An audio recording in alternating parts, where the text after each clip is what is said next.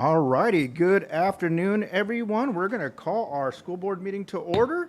Just want to welcome everyone and welcome to the month of October. This school year is flying right by, and now change of weather. Hopefully it gets a little bit cooler for us. We've gotten experience a little bit of that, but we're really excited today to be getting ready to celebrate our students, our staff, and our community.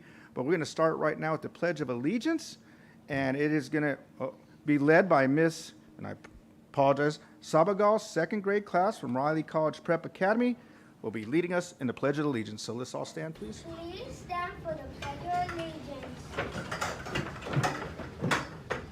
Put your right hand over your heart, face our wonderful flag, ready, begin. I pledge allegiance to the flag of the United States of America and to the republic for which it stands, one nation, under God, indivisible, with liberty and justice for all. And remember, after high school, we Rodney Bears are going to college.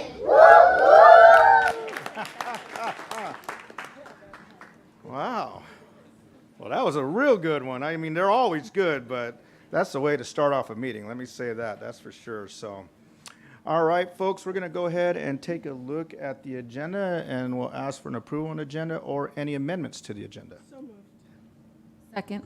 All right, it's been moved and properly seconded by Dr. Flores and then Ms. Rosas Medina. And I do have an amendment to the agenda. Yes, sir. Agenda item 6.8, we will be pulling that item tonight.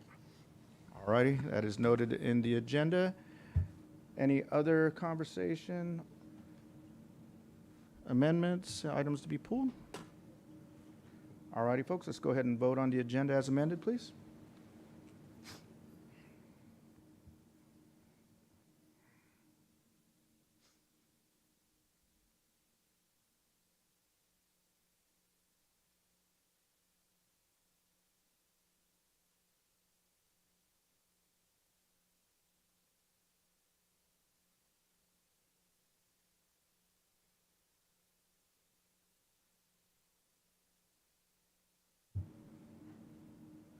All right, motion carries. And before we move on to 1.4, I just wanted to say one, thank you to Dr. Sandra Rodriguez for her working as our AIC and an interim superintendent, and welcome Dr. Marcus Funches.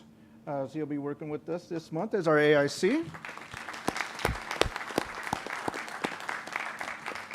And folks, I just want you to know they're pulling double duty when they do this, right? They have their assistant superintendent job, and then they have the business of the district to run as well when they're in this particular position. So we really do appreciate them going above and beyond their normal expectation, normal duties. And, you know, we've gone through our executive cabinet now, and we've had a lot of success. And the great thing that we've been experiencing is continuity of leadership, even though we have different leaders that are sitting in that particular position for the month. And that's, I'd like to contribute that to the systems that have been developed within our district over the many years. So, you know, compliment to them. And I really do appreciate their leadership and working with them. And they're really, really high energy, well-experienced, well-educated group of administrators. And it's been a pleasure for me to work with them as well. So I just want to say thank you to them before we move on to our inspirational message by our Vice President, Mr. Danny Tillman. Thank you, President Wyatt. Tonight, I'm going to be reading from the board's update. And it's only because so many positive things are happening. And in talking to people in the community, most people don't really understand all the good things that are happening in the district. So I just want to read this to shed some light on that. And I'm going to ask district staff to help with some of the acronyms. So like Dr. Wyatt said, AIC, just for everyone, that means administrator in charge, right? Yes, sir. Okay. On Virtual Academy WASP visit, on September 22nd, the Virtual Academy had their virtual WASP visit. According to their chairperson, she was truly impressed with what is happening in the Virtual Academy. The Virtual Academy should expect an email about their accreditation status the first week of November. Restoration, mediation, as an increased effort to reduce campus fights and violence. PYD, which stands for held its first restorative narrative conflict mediation for the year. 63 counselors and vice principals logged in to learn about this highly effective strategy for stopping student conflict when it happens. Suspension data, please join us in celebrating the reduction in our district-wide suspension rate. During our last complete school year, 2018-2019, our suspension rate was 5.5. Last year, despite the challenges, our district rate ended 4.8. We attribute this improvement to the increased use of restorative practices by our site administrators. SEL, which stands for Social emotional learning. work and our means of correction. Expanded learning met with specialized programs in an effort to brainstorm a driver's education program in the after-school program. CAPS met with specialized programs to discuss. This program will open doors to many of our students that have difficulty negotiating the complex Department of Motor Vehicle system or don't have access to driver's training. More to come on this exciting prospect. Partnership with Community Action Partnership and specialized programs. This partnership allows our parenting students access to free diapers. This supports the removal of another barrier for district students who have infant toddler children, supporting their continued success towards graduation. Inland Child Development Center, the Child Development Program in collaboration with ICEC, which stands for Shucks. It's our adult school. Inland. Inland our adult Career- school Career will Education will expand by licensing their parenting center to become a state-funded program. We will be able to serve more of our community while supporting the parents who attend our adult school. Family Engagement Parent Workshops month of October. The Family Engagement team has collaborated with our district departments in order to offer the following Family Engagement Parent Workshops, which are aligned to our Family University and include sessions on how to create an email, computer classes, nurturing fathers, as well as Aries and Parent Square support. LL Choose Food and Diaper Distribution. The Loma Linda Choose, in conjunction with the Family Engagement, distributed 40,000 diapers to families in the community. This is a monthly event taking place in collaboration with the Community Action Partnership. Food boxes are distributed on a weekly basis at Henry Elementary School.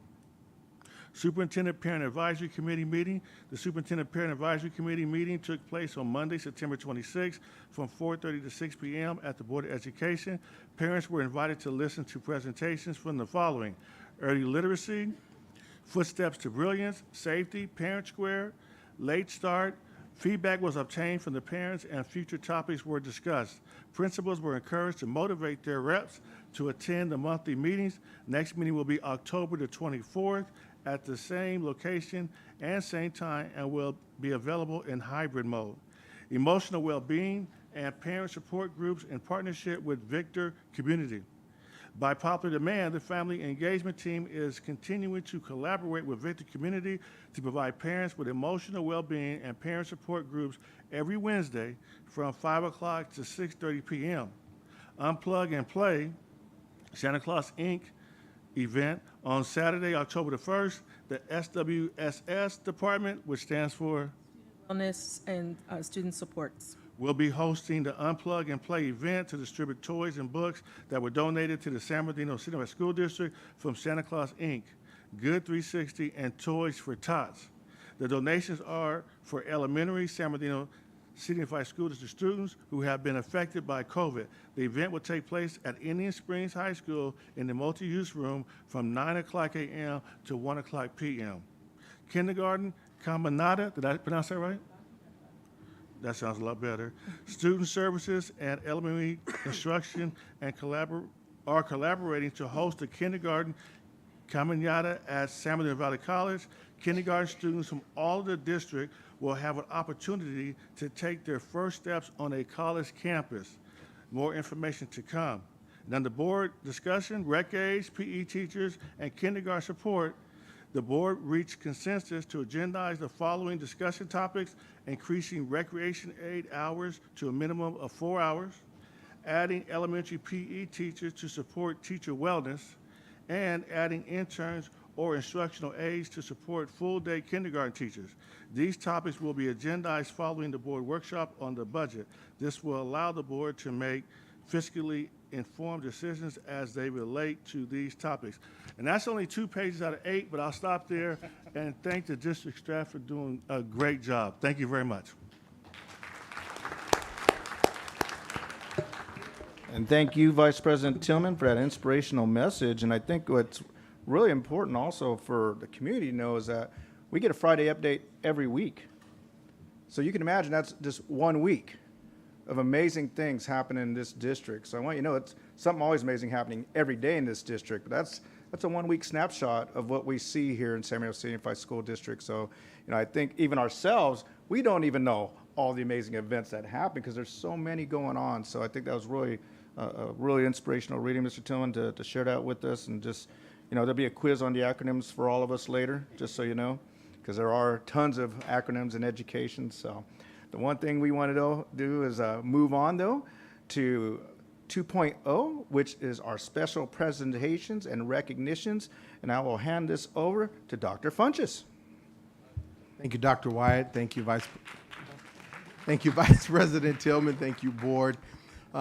We have a special presentation, 2.1 is noted on the agenda, a special presentation to recognize the coaches and players of San Gorgonio High School and their varsity baseball team for not only their advancement to the CIF Southern Section Division quarterfinals in 2021-22, but some other amazing feats. And so I'm going to turn it over right now to Mrs. Ginger Ontiveros to take it over from here. Thank you. Thank you, Dr. Funches. Good evening, Board President Dr. Wyatt, Vice President Mr. Tillman, members of the Board of Education, and everyone here in the audience tonight. This evening, we will be honoring the players and coaches of the 2021-22 San Gorgonio High School varsity baseball team for a great season last year.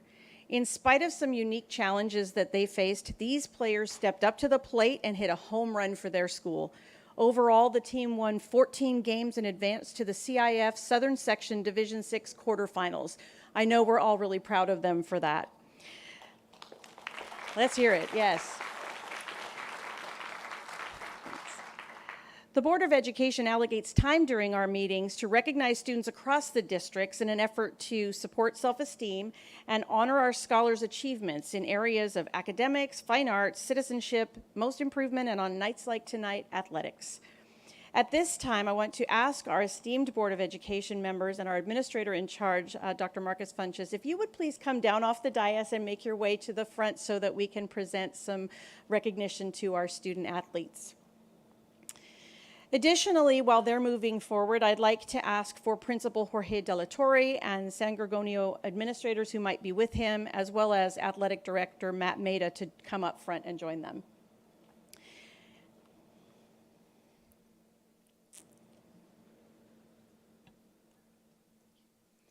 And lastly, before we introduce our students to the audience, I'd like you to help us welcome members of the San Gorgonio coaching staff. They helped make the Spartan experience a memorable one. So head coach Ray Aldama and assistant coaches Steve Barkley and Brett Sandate. Coaches, if you would come forward. Thank you. I want to thank you for helping us to present certificates to your players this evening. Before we call those players who are present with us in the audience forward, I want to take a brief moment to introduce two of our San Gorgonio alumni members who were on last year's team, but who are now joining us virtually all the way from Oregon State University. So first, if they will show themselves on camera, we'll see Mr. D'Angelo Beckman. Give him a round of applause. We appreciate that. Thank you. And Mr. Julian Truss. Perfect. All right. Well, they're here joining us virtually, and now we're going to recognize those who are in the audience. Students, for those in the audience, please come forward to be welcomed and have a photo taken with our Board of Education, Dr. Funches, and your principal and coaches. So audience, please join me in a big Spartan welcome and SBCUSD pride for our own 2021-22 San Gorgonio High School baseball team.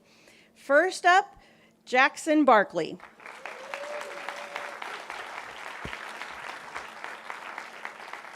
And joining him will be Eric Del Real.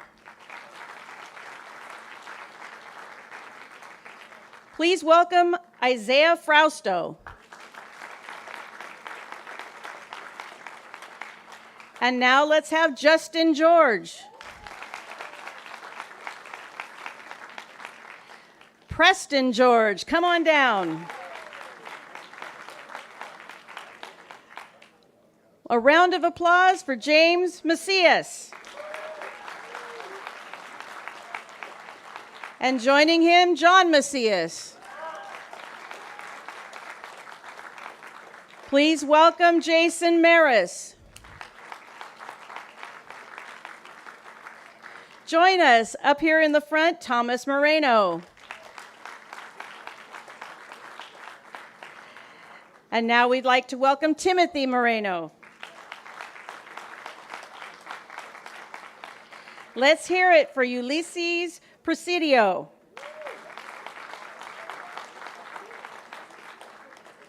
And Diego Reloba.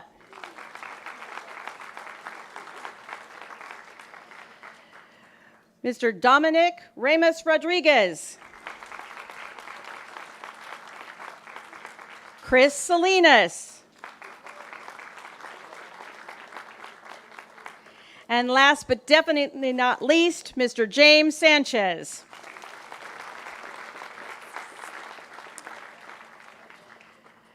I know our photographer, Karina Borsick, is going to rally everybody for a group photo now.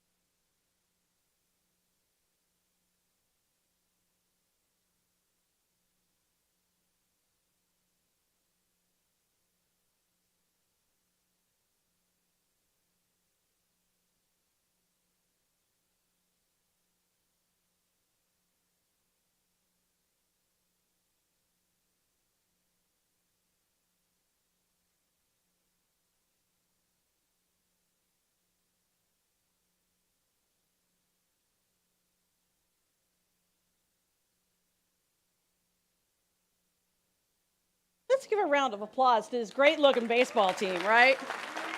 Yeah.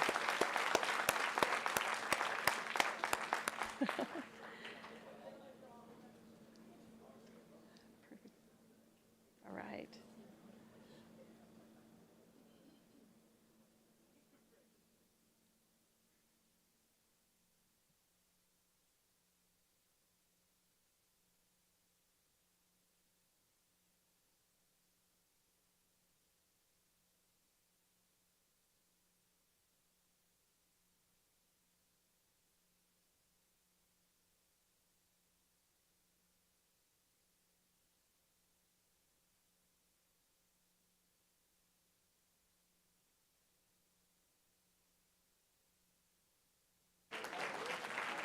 Congratulations to the 2020-2021 San Gorgonio High School Spartan varsity baseball team. We're proud of you. We wish you all the success in your future. Thank you.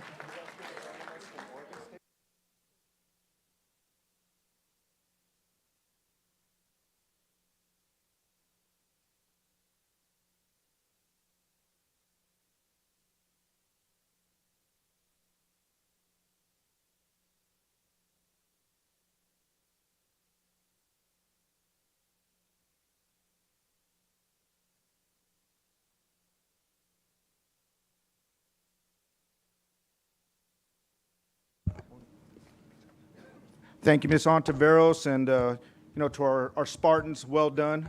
We're always very, very proud of our student athletes because I was a student athlete myself for many years, and Dr. Funch and I, we're comparing our stories about when we played in high school as well, and I was very fortunate to play for some amazing teams.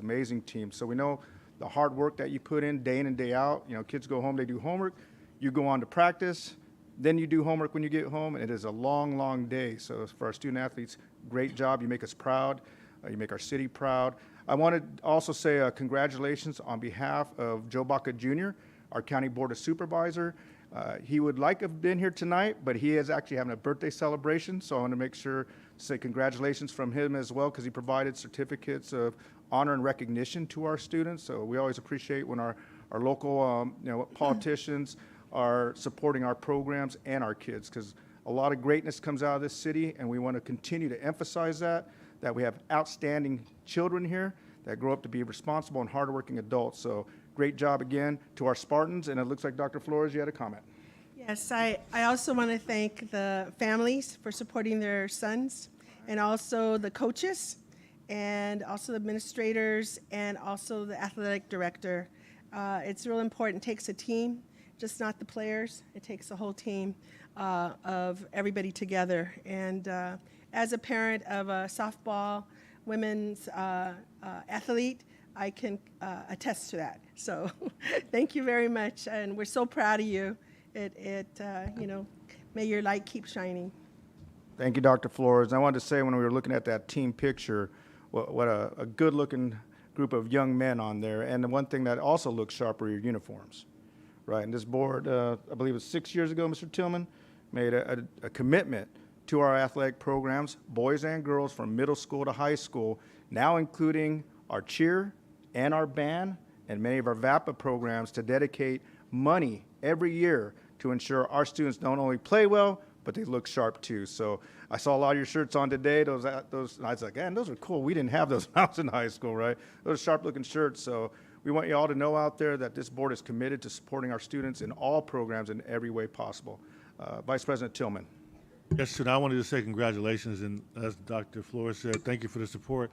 I was actually at a volleyball game at Sanji last night, and I saw some of the same people that are here tonight out here tonight. So I know you guys are working, putting in a lot of hours, and we appreciate you. And again, congratulations to the players and their parents. All righty, thank you. Thank you again, Vice President Tillman. Definitely a round of applause for our students, our staff, and our families. And we're always excited to see our students do well. I mean, that's ultimately what we're here for, the success of our students. And as you saw, we had a couple Oregon State Beavers up there as well. And I mean, here they are, Division I, playing in the Pac-12 at the highest level. So again, our students are achieving greatness, and we want that for every student every day in our district. So thank you again. We'll move on now to 2.2, Dr. Funches. Thank you, President Wyatt. Board, tonight we have 3 schools with us, ready to showcase their signature practices and systems for supporting their scholars' learning needs. And board, we want to thank you for your ongoing commitment and dedication to our schools, because the showcases that you are about to see align with your priorities, and more specifically, A through G high school graduation requirements, dual enrollment, early literacy and achievement on standardized tests, as well as social and emotional learning supports. And as we welcome up our first school, Bing Wong Elementary, I'd like to take a moment to thank Mrs. Dorothy McIntosh for her 22 years of service in the district as her teams comes forward. Bing Wong Elementary.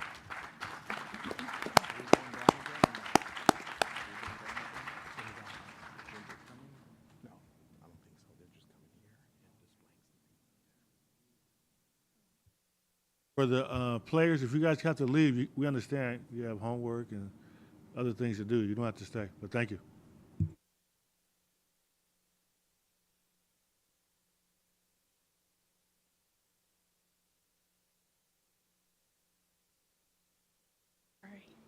Can you hear me now? Okay.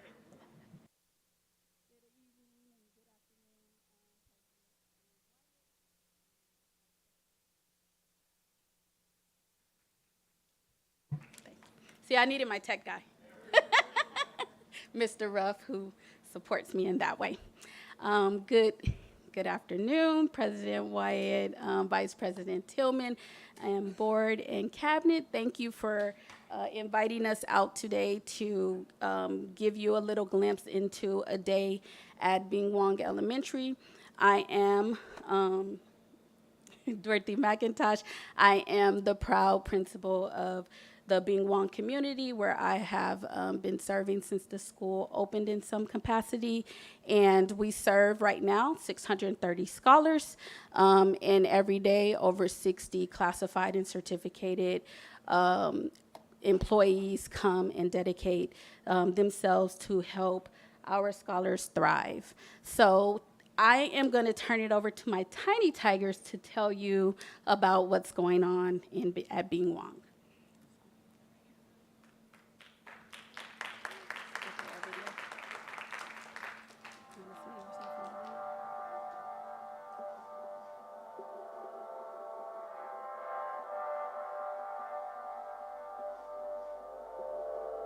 I am a Bing Wong tiger. I'm a Bing Wong tiger.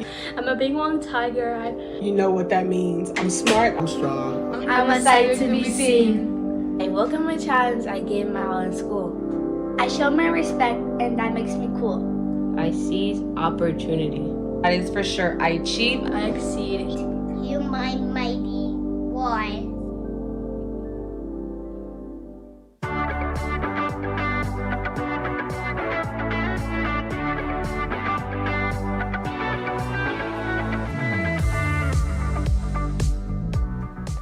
Hey Tigers, welcome to Tiger 2. My name is Ariana. And I'm Eliana, and we will be your hosts for this edition of What's Going On at Bing Wong.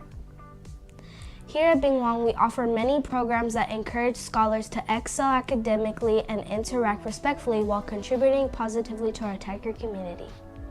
Bing Wong is an AVID school, and we use AVID strategies school-wide. Our goals are to use our daily agendas to track assignments, take and use our notes to support our learning, and meet our high expectations set by our teachers and principals school-wide. Our icing lab allows scholars to work hands-on with the most current technology and manufacturing techniques. We explore career opportunities and encourage students to become future entrepreneurs. Many community members have utilized the lab for their manufacturing needs. Hire us for your next custom order. In our eye care lab, we explore careers in the medical field. We learn about ourselves and how to help others while applying what we learned in our core class.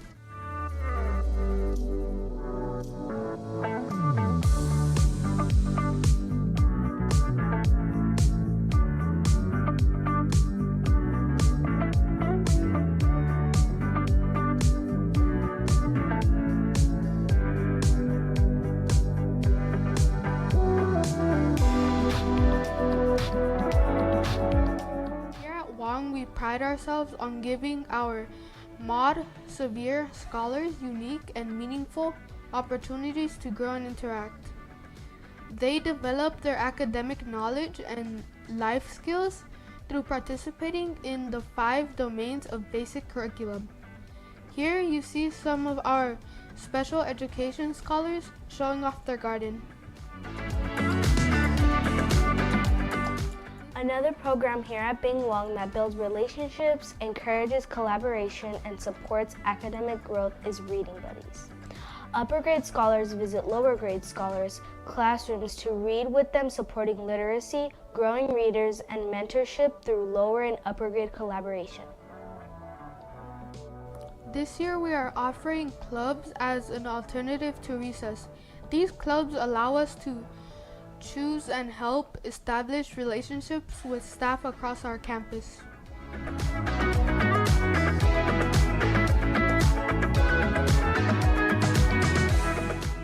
Here at Bing Wong, we love inviting our community to share and support in our learning. Here are some images from recent Million Fathers March. We hope to see you at our next event.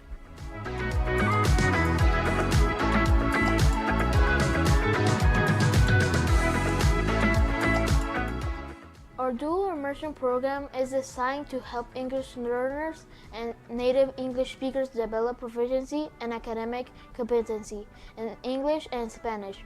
We are proud to become biliterate and bilingual in Spanish. Estamos orgullosos de convertirnos en una escuela bilingüe y biliteral en español.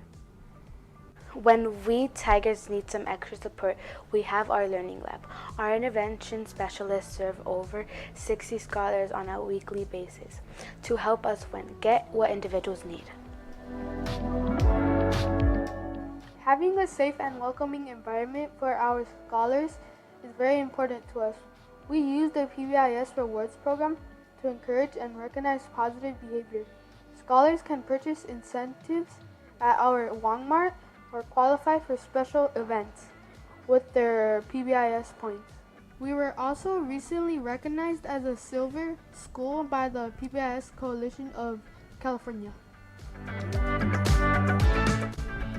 Thank you for letting us share our school with you, and we look forward to sharing more of our Tiger Pride with you in the future.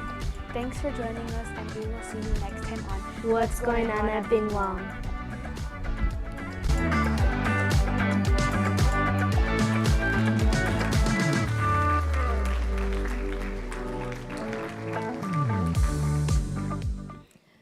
So thank you for letting us share. But before we go, I have here Mr. Elijah Dean, who's in our first grade dual program. And you saw him at the beginning of the video. But what Elijah would like to do is help me with my tagline and how I greet everybody in the morning. You ready? Okay. I'm gonna let him go. Ready? Go. Good morning, Bing Wong Tigers! Thank you so much. All righty, Dr. Flores. Mrs. McIntosh, I want to commend you and your leadership team, all your teachers, all the kids, Elijah, you too, and all the parents for such a wonderful community. I mean, you can feel the culture. You can feel that every child belongs and shares the same goals. And that doesn't happen overnight. It takes a lot of work and a lot of commitment and dedication and love. And you can feel the love. So thank you so much. Yeah. Let's give them a hand. Yeah, thank you, Dr. Flores. And, you know, Ms. McIntosh, to you and your team, amazing job. And I was whispering over here to Dr. Funch as I said, you know, we get presentations all the time, but there isn't like a presentation from our students that really is, that hits home for us. And just the amazing job that they did utilizing technology as well, right? And we talk about 25th century learning, and Dr. Funch and I are like, you know, we got to make sure our kids always have the best so we can do this at all our schools, you know. But Bing Wong, wow, well done, outstanding program to our students, students and families, excuse me. Thank you, and to our staff, definitely thank you for doing an amazing job with our kids. So good seeing you, and congratulations again. Oh, sorry, sounds like Dr. Funches? Oh, okay, he's gonna move on to the next one, sorry. Go ahead. Excuse me. Mrs. McIntosh. Next up, we want to welcome our leadership team from Dr. Martin Luther King Jr. Middle School. And as we welcome up Ms. Maria Heregi, I'd like to thank her. We'd like to thank you, Ms. Heregi, for your 12 years of service in the district. Let's give a warm welcome for Ms. Maria Heregi, Principal, Martin Luther King Jr. Middle School.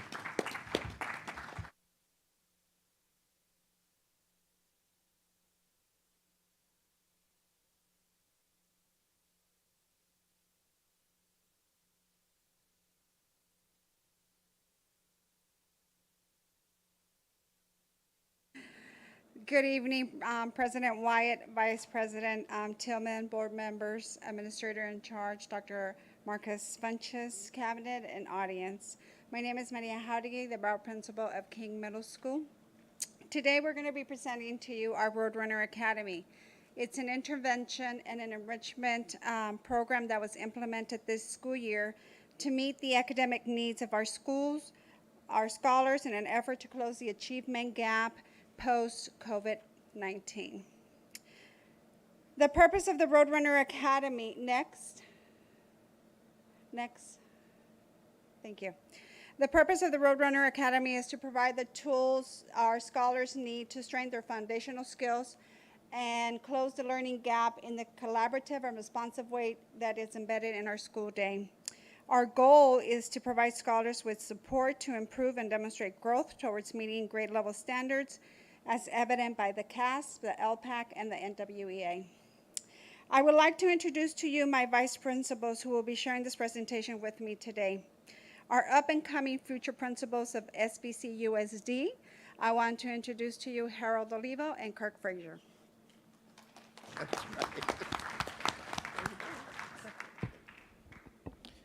Good evening, everyone. So why the Roadrunner Academy? And can we go to the next slide, please? Thank you. So why the Roadrunner Academy? like much of what we do, this idea was also driven by data. And here is some data that guided us through this process. Here we're looking at data from our CASP and our NWEA assessments from last year. Here you can see in the third column that about 70 to 90% of our students did not meet standards in ELA and math. Next slide, please. So the question that we asked ourselves after looking at that data is, are we meeting the needs of our scholars? And the answer was no. So we formed a team of teachers, students, and our administrative team here to explore support options. We looked at our current programs and structures, and specifically, we looked at our 6-period day.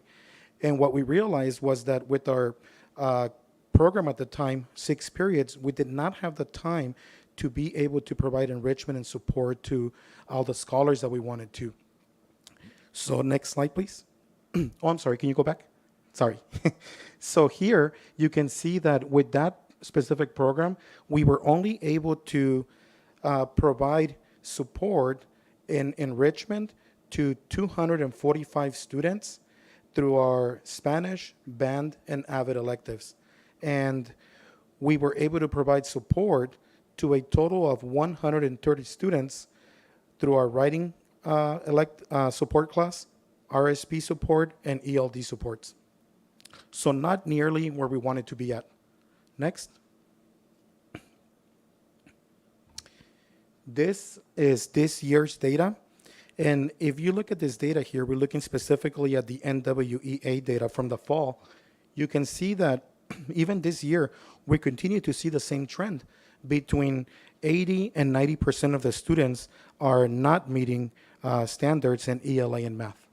So next. So as a result of the collaboration that we did, we specifically decided to look at our day. And what we did is we moved from a 6-period day to a 7-period day, where we were able to embed the Roadrunner Academy into the regular school day.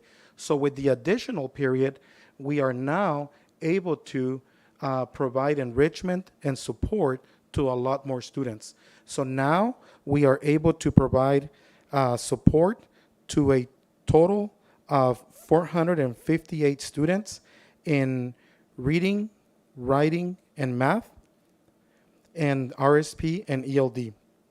And we are able to provide support to a total of 636 students in enrichment, to a total of 636 students out of 632.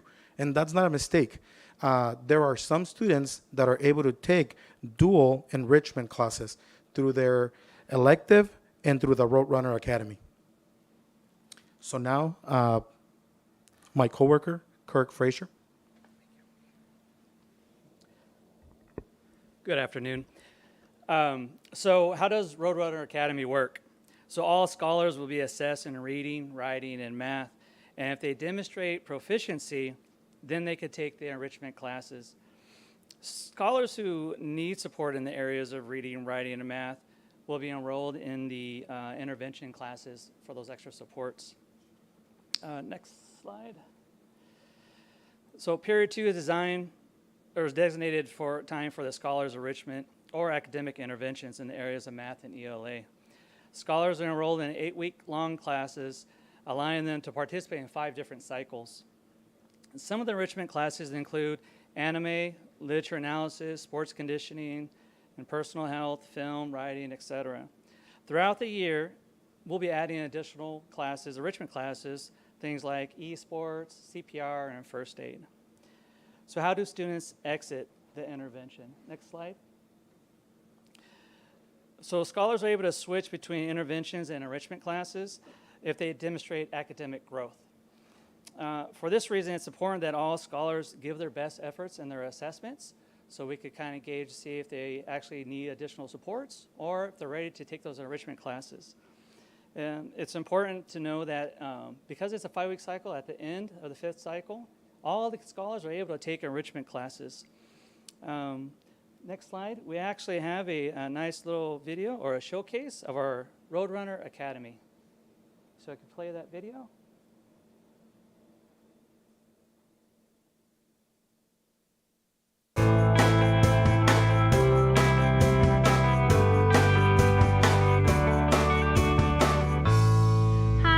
My name is Sarah Loza. I am the Spanish teacher here at King Middle School. I teach the 3 levels of Spanish, so Introduce Spanish, 8th grade Spanish Natives, and then 8th grade Spanish 1. My Roadrunner Academy class is like water for chocolate in analyzing the text and really seeing the connections with the magic realism and the Mexican Revolution as well with the context of the story. Right, so we have Tita, who is in love with Pedro, right? And Mama Elena clase, did Mama Elena allow that to happen? No. Why? Why isn't Tita allowed to marry? Because Tita's the youngest. She's the youngest, right? And Tita has to follow the traditions. Does Tita want to follow the traditions? No, she wants to break them, right? So Roadrunner Academy is something that our students get to have an opportunity with and experiencing classes that they normally wouldn't experience in the regular schedule. For example, analyzing art history, film history, and in this case, analyzing literature. It's literature that students don't get to see in an everyday light in their classrooms, and it also gets to dive into very specific themes that students might relate to. Our Roadrunner Academy helps our students with, having the opportunity, like I said, to explore different classes that they are interested in, since they do get to vote the classes that they want to be in. And if they don't have the opportunity now to be in an enrichment class, they are being supported outside of their regular hour schedule during the day with their academics in reading, writing, and math, which is also very important. Being in Roadrunner Academy has helped me to be successful in other classes. If you did more than 10, raise your hand. More than 20, raise your hand. More than 30, raise your hand. More than 40, raise your hand. 50? 60? How many did you do? 61? Floyd? He would probably say that he was actually 5 months, 2 weeks, and 1 day older than me. He was a kid. Yeah. What do you think about the people that are only focusing on the not so good aspects of Harlem, New York, and Chicago? Jazz is coming. Like, jazz is happening in the 1940s, right? And at the same time, cumbia is coming over to Mexico. It's coming over to the United States. And those instruments that people are hearing, in this jazz music are now being added into cumbia to make it something completely new, completely different, okay? Hi, my name is Cindy Aguilar, and I'm a teacher here at King Middle School. I'm a special education teacher teaching RSP. So for Roadrunner Academy, it was introduced to us as teachers as an intervention and an enrichment for scholars. It is based on their scores for NWEA and other assessments. So when we look at our enrichment, mine is for arts and crafts. This month we're focusing on Hispanic Heritage Month, and we try to make connections based on outside sources. For the 7th graders, they're able to make that connection to their 7th grade history teacher. So just making those simple connections and adding on there to build that enrichment for them. It helps our scholars to receive that additional support when they do need it. And it allows them to find interest in things that they may not have experienced outside the core classrooms. It also helps us build for SEL. It allows us to get to know them on a one-on-one basis. It also allows us to get to know their personalities. And of course, we always appreciate their jokes when they share with us in classroom. I like Roadrunner Academy because I am in reading support. Reading support has helped me with not only ELA, but all my other classes. All my other classes do include reading.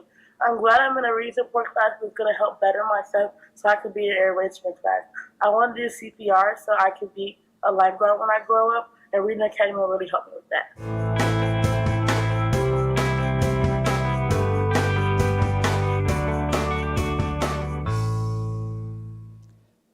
So you can see wonderful things are happening at King Middle School, and I'd like to bring back up Ms. Hodge.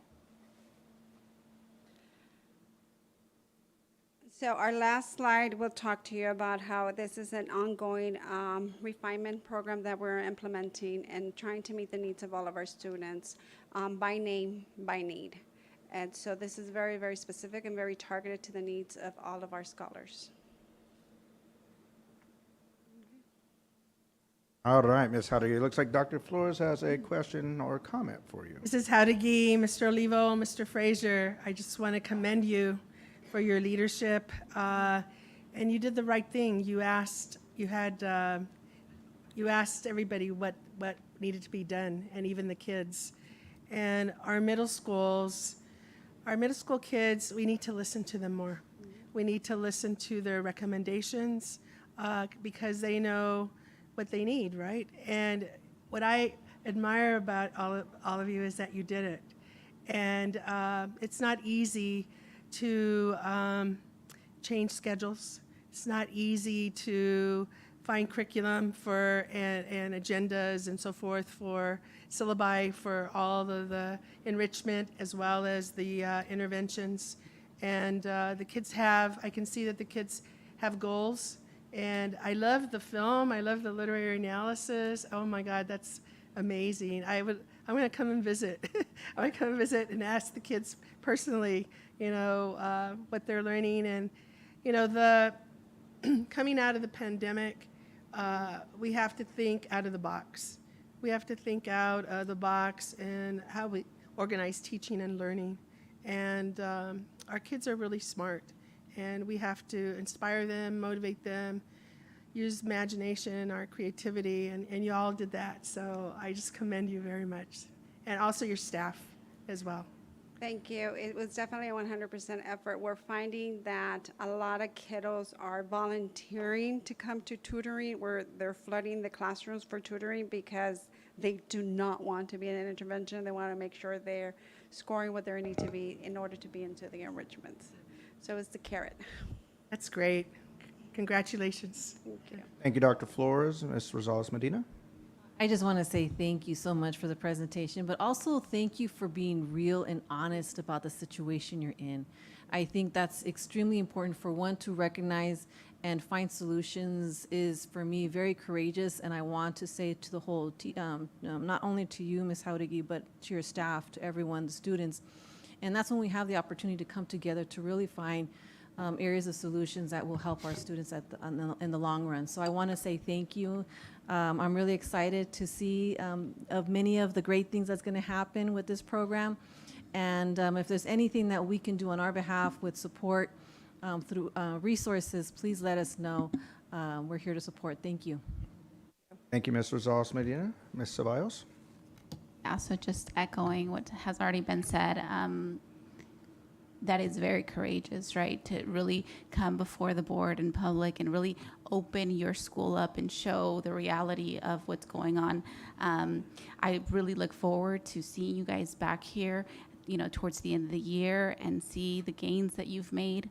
King Middle School was my middle school. So I'm very excited to, see this work happening. I was actually at King Middle School when Mr. Espinoza was VP. Just dated myself and him too. So I'm very, very excited. And like Ms. Medina said, any support or anything that you guys need, please feel free to reach out. Thank you.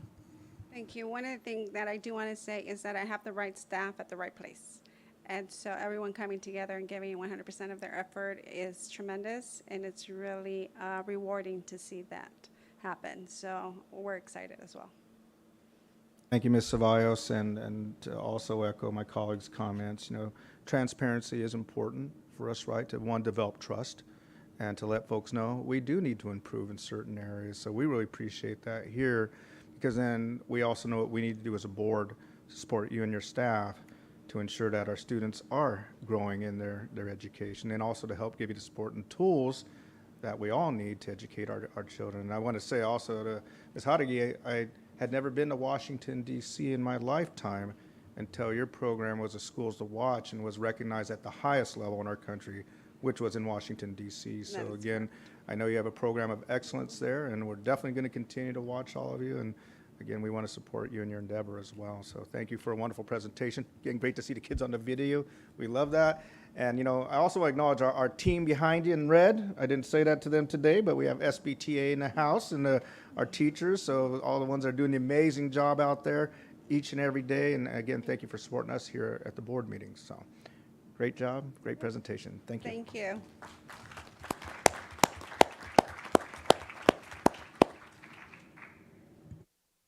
Thank you. And for our final school showcase board, you are very aware because it is because of your leadership that we have Middle College in our district. And I'd like to welcome up Mr. James Espinosa, who served our district for 33 years and is now serving as principal at Middle College. Thank you, Mr. Espinosa.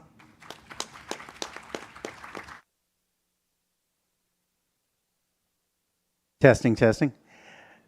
Thank you, President Wyatt, Vice President Tillman, and thank you, Dr. Funches. So you might be wondering why I am wearing this hard hat. And no, it's not because I'm stubborn, but actually 10 years ago, almost to the date, I actually stood at Middle College High School in dirt in our library as some of the leaders here. We were with the state superintendent and our former superintendent, and we were groundbreaking Middle College High School.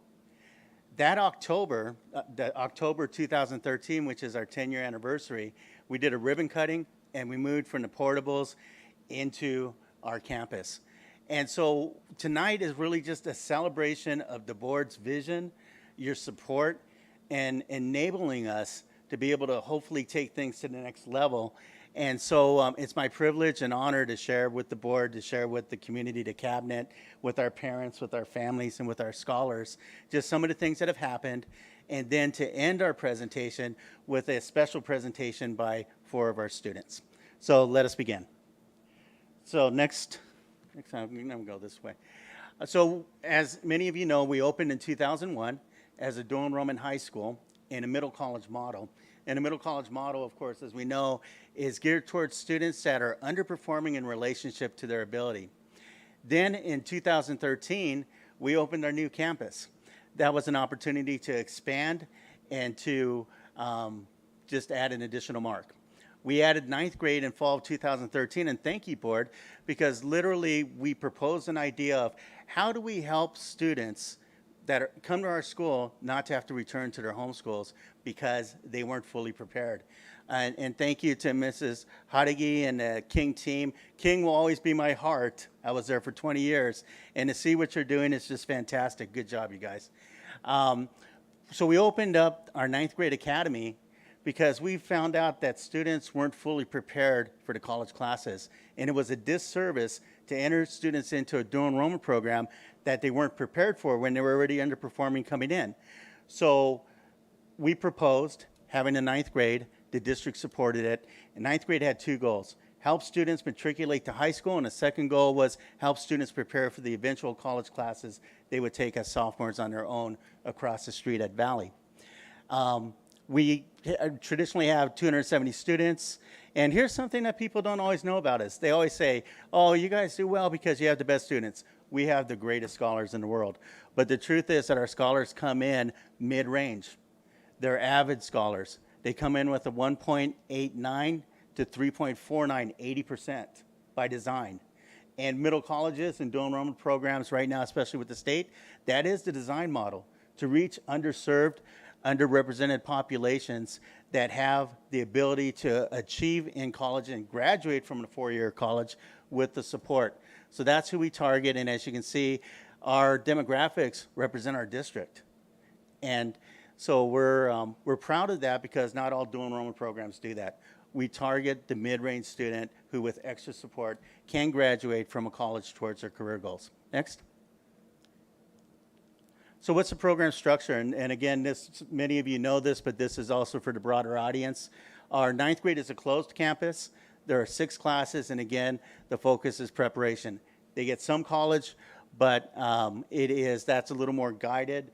And then by the time they enter 10th grade, they're taking 2 classes on their own of college each semester that are transferable, and then they're taking an honors course load between 8 and 12:30 with us on the high school side.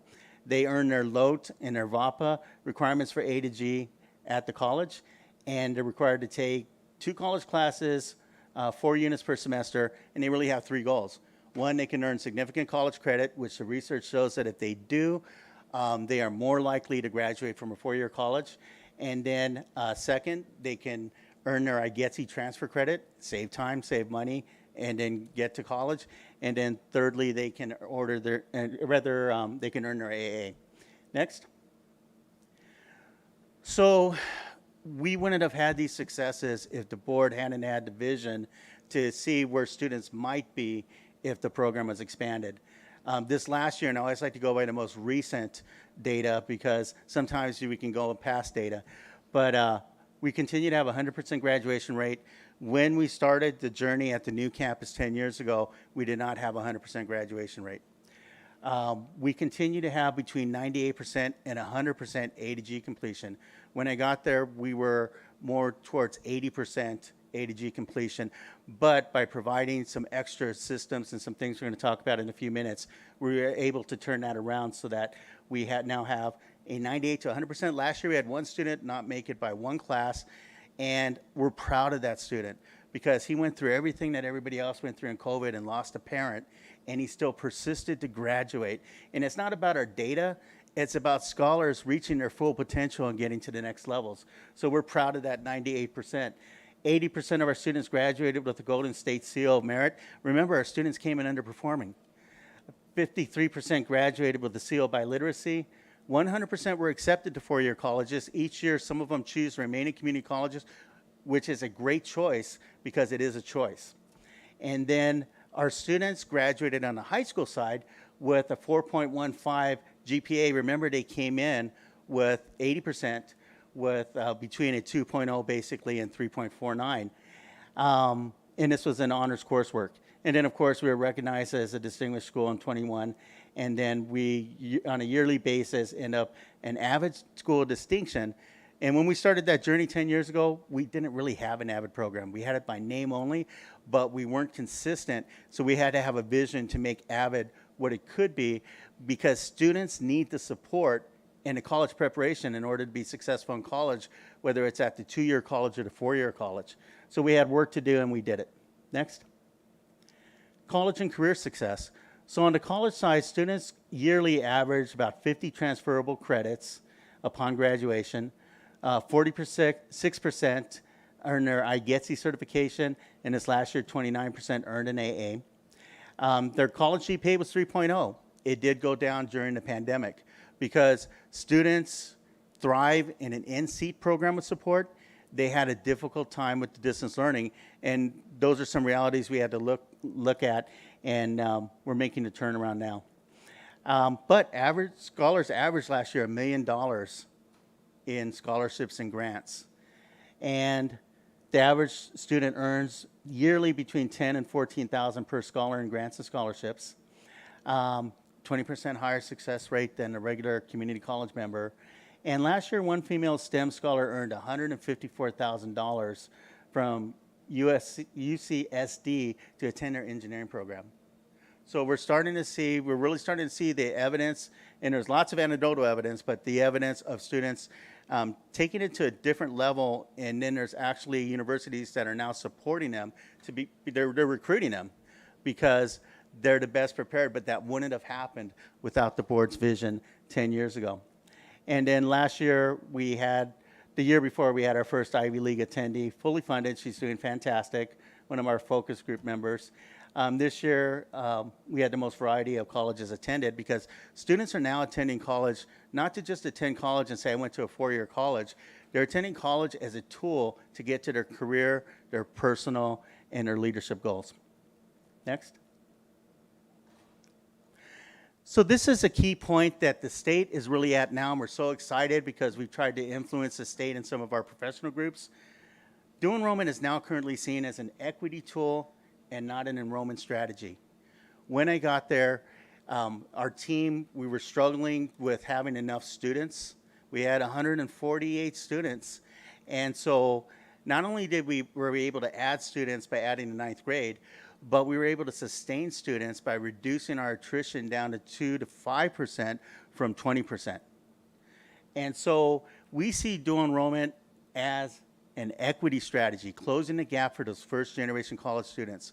Because a lot of first generation college students, they go to a 4-year college, they don't all graduate. And so the goal is to get them to graduate.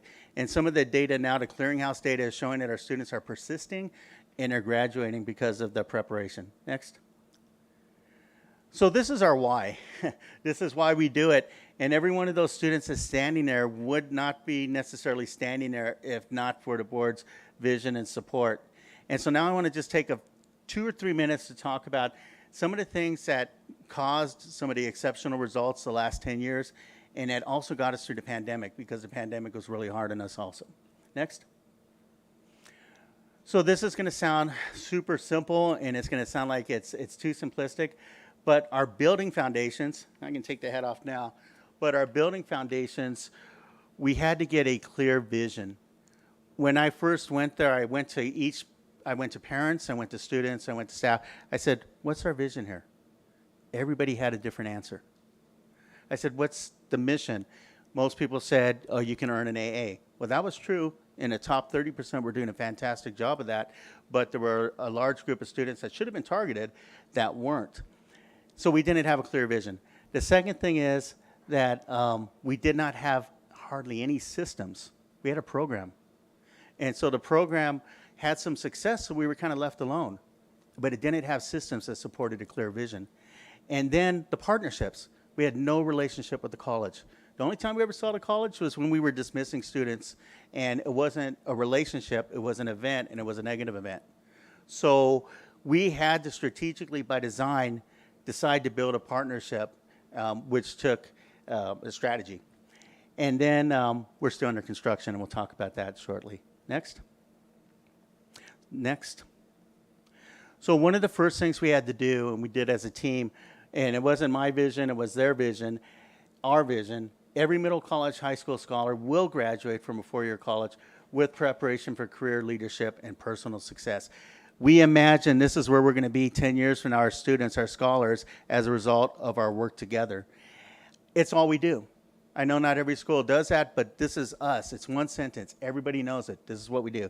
Next, our mission. What are we going to do on a daily basis to support that vision?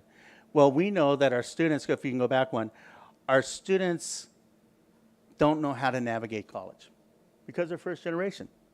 So everything we do is about navigation. And then thirdly, who can argue with these 4 things? We want our students to be college ready, industry prepared, social, emotional, lifelong learners, and global leaders. Next. So once we had our vision, we could start building the systems. The first thing we did was we had to target the students that a middle college program or dual enrollment program today under CCAP was designed for, and that was a mid-range student that may be underperforming, but with support could be successful. So we came up with a recruitment system. Next thing we had to do was we had to create navigation systems, because some middle schools and some dual enrollment programs, they do all the enrollment for the students. That doesn't teach them how to register for college. And then other programs, they leave it all up to the students. It's super complicated. It's a complicated system. So we go in between, and we spend a whole semester teaching our students how to register for college. And then most recently at UCLA, we had a student tell us, she called us and she said, look, all my peers that are first generation, and she's in a dorm that has a lot of first generation students, she said they were panicking the day of registration. I had it done in 3 minutes because I networked with our other students that were there. They gave me some advice. They had my wish list. I knew what I wanted to do. And then after I registered within 3 minutes, I told the rest of them, calm down, I'm here to help you. And so that's a result of being able to have a program like this. And then support systems. We had to get intentional, like the support system with the Roadrunner Academy. 6th period is a school-wide tutoring period. AVID is mandatory the whole time. We have multi-tiered support systems that are very strategic. And then we had to get intentional on our design with the college. It began with communication. We had to design meeting weekly, bi-weekly and monthly. And then we had to decide what we're going to do during that time. So our college counselors now do a 4 to 8 page ed plan that identifies their career and then identifies what type of college they want to take in terms of credit and then gets them there. We now have college knowledge hours where our counselors from the college come twice a week and meet the students informally. We have a daily mentor from the college. They're funding this from their funds. That supports us. And then we review weekly starfish together. We review A to G together. We work on in-servicing our students together to just make it short. That's by design. And when it happens, the results not only increase, but the support increases because people love being part of a team that's successful for scholars. Next. So this is the last slide. I know you guys are saying, oh, I hope this is the last slide. Yes, this is the last slide. So dual enrollment leadership. So we're continuing to do what you guys enabled us to do, which is to be leaders in dual enrollment. Our students, their voice is heard all over the state. And so people come and visit us. We've been able to help start in the last couple of years 3 middle college programs across the state, and then we're leaders in a group called the California Coalition of Early Middle College. Next steps for us is just to continue to support CCAP agreements in our district and to help people to see that where the state is going with this in their documents is that dual enrollment is not separate from CTE or from guided pathways. It's actually supposed to be connected, and the group that's supposed to be most specifically focused on are our underserved, underrepresented groups, especially that are first generation. It doesn't mean they're the only group, but it means that they're the primary target because it's called the College Career Access Pathways. And then we're currently, in terms of our own site, we've really committed to the PLC. We had some elements of it, focus on learning, collaboration, and results-oriented. But we weren't specifically looking at data as departments. And what COVID forced us to do was to have to jump into this. And our teachers, I'm so proud of them. The staff is 100% in, and we're going to take that to the next level also. And then we're looking to expand support for our college career and success plan. And then the one thing I did want to mention is there is opportunities out there right now with grants to expand middle college programs. There's $100 million out there right now. That's for 4 years for the high school side of things. And then on the college side of things to support the same thing, there's $500 million. So there's actually opportunities right now because the state has seen the success of dual enrollment. So yes, it expanded CCAP, but they're also seeing the need to expand middle college type programs. And we just want to be a part of that because we know how valuable it is. And then the new laws are saying this, there has to be a focus, students have to meet A to G, and there has to be a focus on connecting dual enrollment and pathways. So our district is already there. We're visionaries, you guys are visionaries, and you enable leaders like me to be trained. You enable leaders like us to be able to experiment and to do action research, and then we have our success. So now it's my privilege to invite up some students. Next slide, please. And next slide. Is there one more slide? Okay, students, come on up. And the first student I want to invite up is Jordan, and then she's going to introduce herself by sharing with you a little bit about herself, and then she wants to say a few words. Jordan? Good evening, President Wyatt, Vice President Tillman, and Board. Thank you for this opportunity to speak before you today. So, imagine an 18-year-old student graduating high school with 2 associate's degrees, one in political science and the other in criminal justice, as well as the general education requirements completed for the CSU and UC systems. Hi, I am Hopper, and that student I just described will be me in 2 years. Thank you. I am a 10th grade student at Middle College High School, and I want to be a prosecuting attorney with a master's and bachelor's from University of Pennsylvania, and then forwarding my education at Stanford Law. Middle College is a resource for me to reach my admirations rather than dreaming about them. Because of you, Board, other students in our underserved community are now able to take these big steps to reaching their goals. Your faith in our school has allowed for successful high school graduates that are industry prepared and college ready. Excuse me. On behalf of myself and the rest of Middle College Wolverines, we thank you for believing in Middle College and for having a vision for us. Throughout these past 10 years, we have been able to expand and develop more students. Once again, thank you. Next, Nashaya. That was an amazing speech. I just want to say that to begin with. But hello, my name is Nashaya McCain, and I'm also a junior at Middle College High School. And I want to start by saying thank you for all being here and listening to our speeches. That means a lot to Middle College as a whole, so I just want to say thank you. Now, I'd like to start off by saying that my career goal is to become a civil rights attorney. Has been that way since I was in middle school. And I want to do that at the University of California, Berkeley. Attend that four-year university. From there, I plan on transferring to Harvard University, where I can earn my Juris Doctor degree and start to practice law. So I want to begin by saying that me and my elder brother are first-generation college students, and he just graduated in spring of 2022, and he is now attending Cal State LA. So that's kind of like a trademark for me. I look at him as the person who has set the boundary, as well as my father and mother who have guided me throughout this journey. Now, middle college was kind of a phantom to begin with. I didn't know about middle college until I was in 5th grade, and my parents were not sure about this school either. So I was the one who actually told them I want to go to middle college because I had heard about it from a teacher of mine. And upon coming, I realized that this school is much more than just being able to earn college credits and go forth in that way. It's so much. It's not only your peers that are influencing you and helping you, but of course the staff as well. And so I just want to say thank you, because now I look at attending a 4-year college or university as something that's within reach.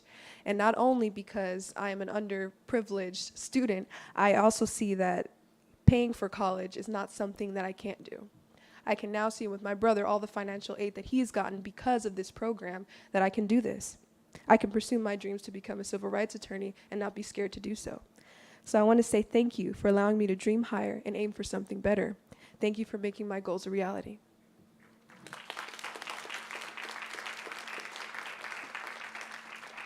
And now Sheik.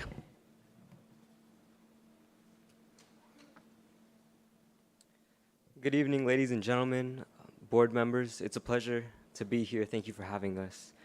My name is Sheik Sahara. I represent 12th grade at Middle College High School, San Bernardino, and I'd like to attend UC Berkeley next year with the hopes of getting accepted to a medical school later on so that I may pursue a career in surgery. There are many great things about Middle College, as you may have heard about from Mr. Espinoza, but one of the most significant things for me is the staff, faculty, and advisors that we have at the school. My success and accomplishments would not have been so great without the support of all of them. Although SBCUSD, along with many other school districts, are affiliated with Valley College, allowing high school students to be duly enrolled in many cities, the connection that MCHS has developed with Valley is particularly special and sets us apart from those other schools, giving our students a significant advantage.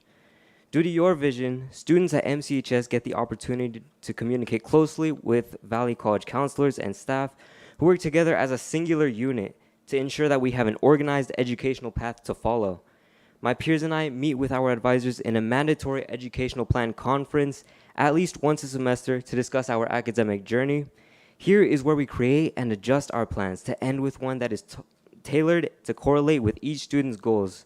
This guarantees that students utilize their time to the fullest while at the school and maximize their potential. This process, which has been developed for years now, is what allows our students to get a head start in life and aids in making hope happen for all of our students in San Bernardino. On behalf of all of the students in Middle College High School, we'd like to thank you for your generosity in giving us this unique opportunity. Thank you. And last but not least, Venus. So I'd like to say thank you for having us here tonight. And so hi, my name is Venus Fernandez. I'm a senior in Middle College High School. My career goal is to be a pediatric psychiatrist, and I wish to attend UC Redlands, keeping it close, okay? As my peers have said, Middle College has helped give opportunities to first-gen scholars wanting to be successful in life. I would like to add to this. Middle college provides students with a safe environment to become lifelong social, emotional learners. Middle college accomplishes this through extracurricular activities, which include volunteer opportunities, career development like programs, and clubs. I've had the chance to do all of these, so everybody in middle college does do all of these. Most important to me being orchestra that was put in this year through CAPS program. It's very nice. I find the interpersonal conversations within a club help students practice not just how to advocate for themselves, but to learn to lead and collaborate with everybody. Most importantly, it helps students understand what they're passionate about, letting them find a healthy outlet for stress in a goal-oriented environment like a college setting. Middle college allows students to find what works for them and makes them fearless to challenge themselves. So in turn, I would like to thank the Board of Education for all the trust, funding, support, and encouragement they have given to the community. The support has been essential in making middle college what it is today. And so, from everybody in middle college, from the students and staff, we'd like to present to you guys a present. So if one of you can come up and open the present if you want.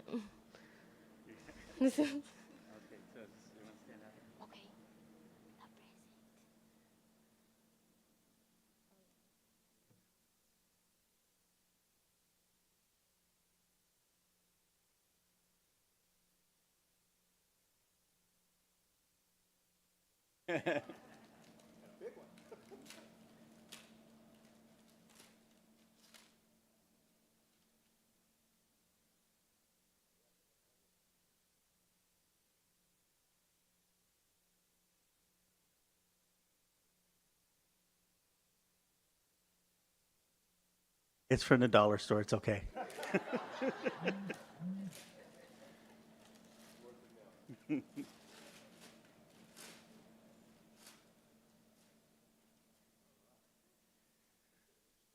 So what we have here is we have a picture of all the students on campus in the form of a heart, and every student and staff member signed it on the borders. And so in the middle, it reads, "Thank you, SBCUSD Board of Education, celebrating 10 years, Middle College High School established 2013.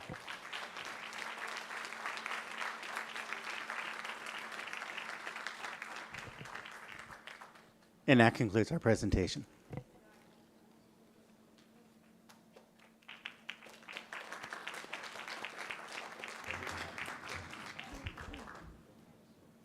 Mr. Espinoza, I see some lights on.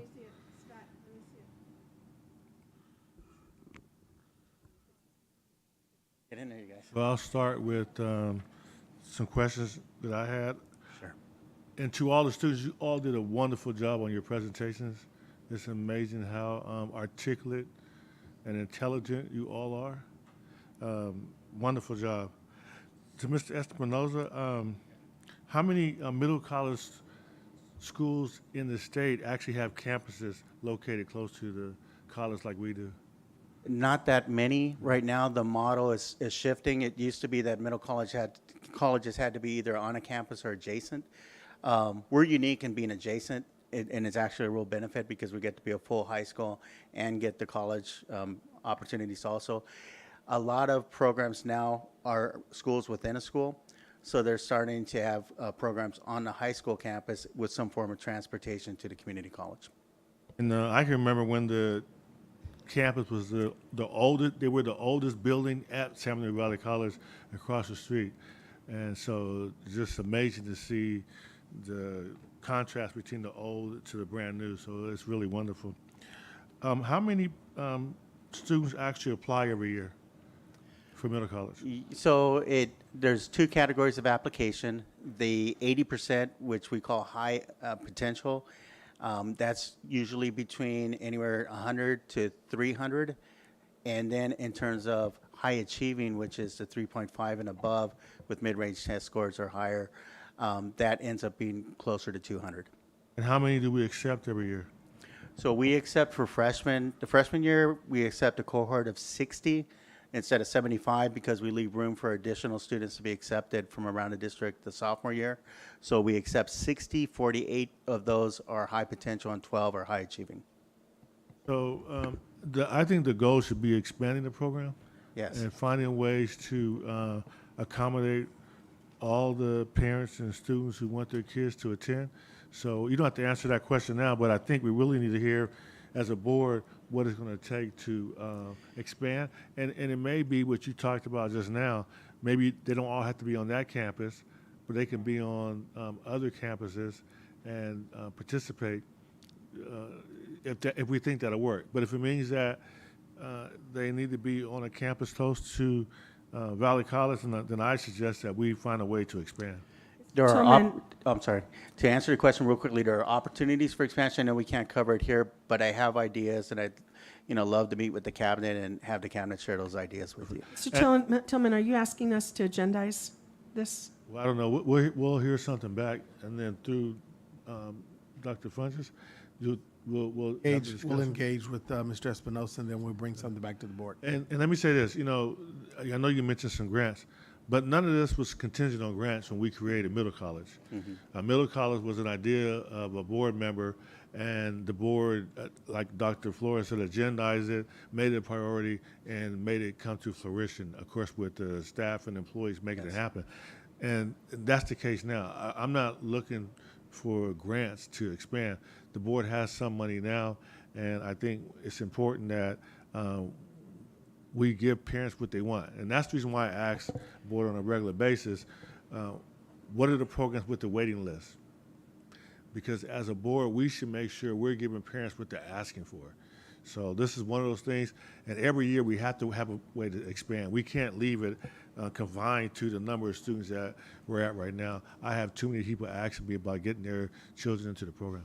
And if we could replicate some of the best practices that we learned from others, it would be a real big opportunity for scholars and their families. Thank you very much. Thank you, Vice President Tillman. Dr. Flores? I'm so impressed by you students. You just know where you're going, what you want to do, and you've already chosen your universities, your majors. That's a big step. It's a huge step. And I'm a retired university professor, so I'm very, very impressed with what, just the fact that you know exactly what you want and what you're going to do, and the universities you're going to go to. Mr. Espinosa, I happened to be in an event with Chancellor Diana Rodriguez, and she expressed to me that she wanted more dual enrolled kids from our district board, and she also wants more students graduating with their AAs. And I said, okay, we probably need to talk about the resources that we need to provide on both ends, right? Probably counselors, lots of other supports. But when students get their AAs, they then only go to the university for 2 years to get their bachelor's. That's a big savings for them and their families. They will not go into debt, and we don't want you going into debt. And so that needs to be, explored, Mr. Espinosa, because I think we can do it. We just have to figure out how to and what the resources combined we need to do that. But that's one of her goals. I was also at an event in Sacramento where the new chancellor for the whole community college system was there. Daisy Gonzalez, I think is her name. And she also expressed that desire that we should expand those programs and that we have to partner with our districts. And I think we are a model for the state, but we also could learn from others as well. So I just commend you all. I'm so impressed with you guys, and thank you for the gift. It's really important to share the heart, because you are our hearts. You are our loves, you are our teachers' loves, you are board's loves, your parents' loves. Son los corazones, right? You are the hearts of lives our children are. So thank you so much for all that you do. Thank you, Dr. Flores. And, you know, we know that we're grateful for the 5.4 acres and a beautiful campus, but we know the real building is building into the lives of our students. And that the building isn't the significance is the students, which are our heart. So that's why we had that image. So thank you for recognizing that. Thank you, Dr. Flores. Dr. Daddy Rogers. Thank you. And I believe some of our presentation presenters have left already, and I just wanted to hear all of them all the way through. And I want to commend each of you, and if you are still here or watching, commend you for your presentations. I always pride myself on being the academic board member. I'm always trying to find a way to see where success can be spread throughout our district. And I remember when I first got on the board, I heard, you know, middle college, I became more acquainted in speaking with you as well. And the question then is the same question that we have today. Why can't we do this all over? I remember asking that question. Now, I want to remind our board that our top 10 does have dual enrollment, which is why we have been constantly in conversation with Chancellor Rodriguez, and I believe Dr. Rodriguez has been sitting on that for quite some time. COVID disrupted a little bit of that, but this is definitely the goal. And I think if we can duplicate some of those things, especially when we say at our high schools where they can do that. I remember being at a meeting and we were talking about middle college, and the message is still not out. So I also, you know, feel that we need to do a little bit more, making sure that our community understands this exists and the demand will drive itself, because we know that we can do this at other school sites. But I want to say to the fearless young people that are still remaining, you are definitely fearless. I think when we look at attorneys and when we look at the medical side and we look at those that are going to help with the mental wellness, you are absolutely on point. And it makes me proud to know that you're coming from this district where we will look to the future and see you all living your dreams. So never give up, keep doing what you're doing, and we are here to support it, and we appreciate you coming down because it also brings to life what we're up here doing, you know, what the decisions we're making. Is it working? And you prove that tonight that it is working. So thank you all for presenting, and thank you, Mr. Thank you, Dr. Espinosa. Rogers. Appreciate you. Thank you, Dr. Daddy Rogers. Ms. Rosales Medina. I want to echo what everyone's saying. Thank you so much. Very articulate. I'm very proud to know that we are building such high scholars within the district, and setting the example. Because if you didn't know, this is also something that parents see through YouTube and through different ways, social media as well, and that way they get to see what are the opportunities their children can also receive by attending Middle College High School, or maybe other programs similar to that throughout the district. I actually, one of my questions was to find out how we can grow more students within the school site.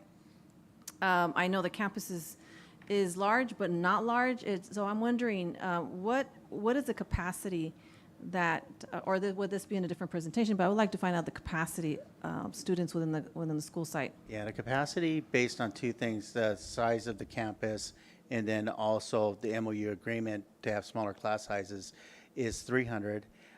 We don't reach that entirely because we start with the 60 as freshmen, which makes it a little smaller. That's why we average 270. But one way, and I don't want to like take up all your time, could be if we had an AM/PM program for middle college, we could double the size of the program. And that would be a matter of students. The PM group would take college classes in the morning and then take their high school classes in the late afternoon. And then we would have the other group, which would be the AM group, would do what they're doing now, which is to take classes through 12:30, and then in the afternoon, early evening, they take college classes. So I think it's possible. It would take some planning and, you know, collaboration, but I think we could replicate what we're doing in a fairly financially, fiscally responsible way, and at the same time access a lot more people that are mid-range students, a lot more scholars, and their families to our program. I think that's a possibility. It's something that could be done.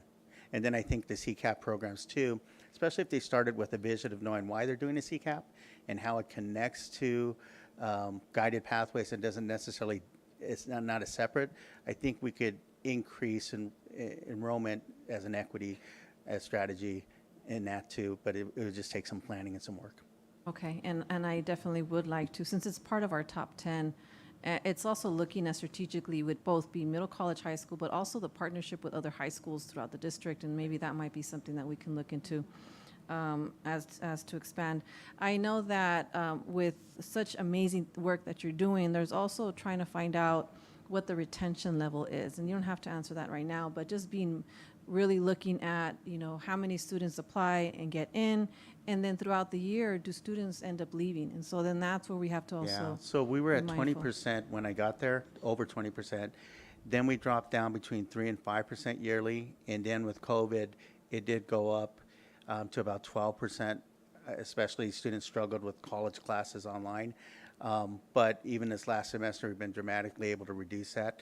We're getting back towards our goal is the 2 to 5%, which is sometimes students are taking themselves out of the game because there's a better match and we're not the only game in town. You can be, you know, you can be successful other places. So, but we pay attention to that because, again, it's not about the stats. It's about how successful are all students being in the program. Yeah, thank you, thank you. Thank you, Ms. Rosales-Medina. Ms. Ceballos? I just want to congratulate you all as well. Great job. And, you know, they've already basically covered. I just want to also show my support. This is definitely something that I would definitely like to see replicated across the district, you know, and we can start small and, you know, begin to scale up.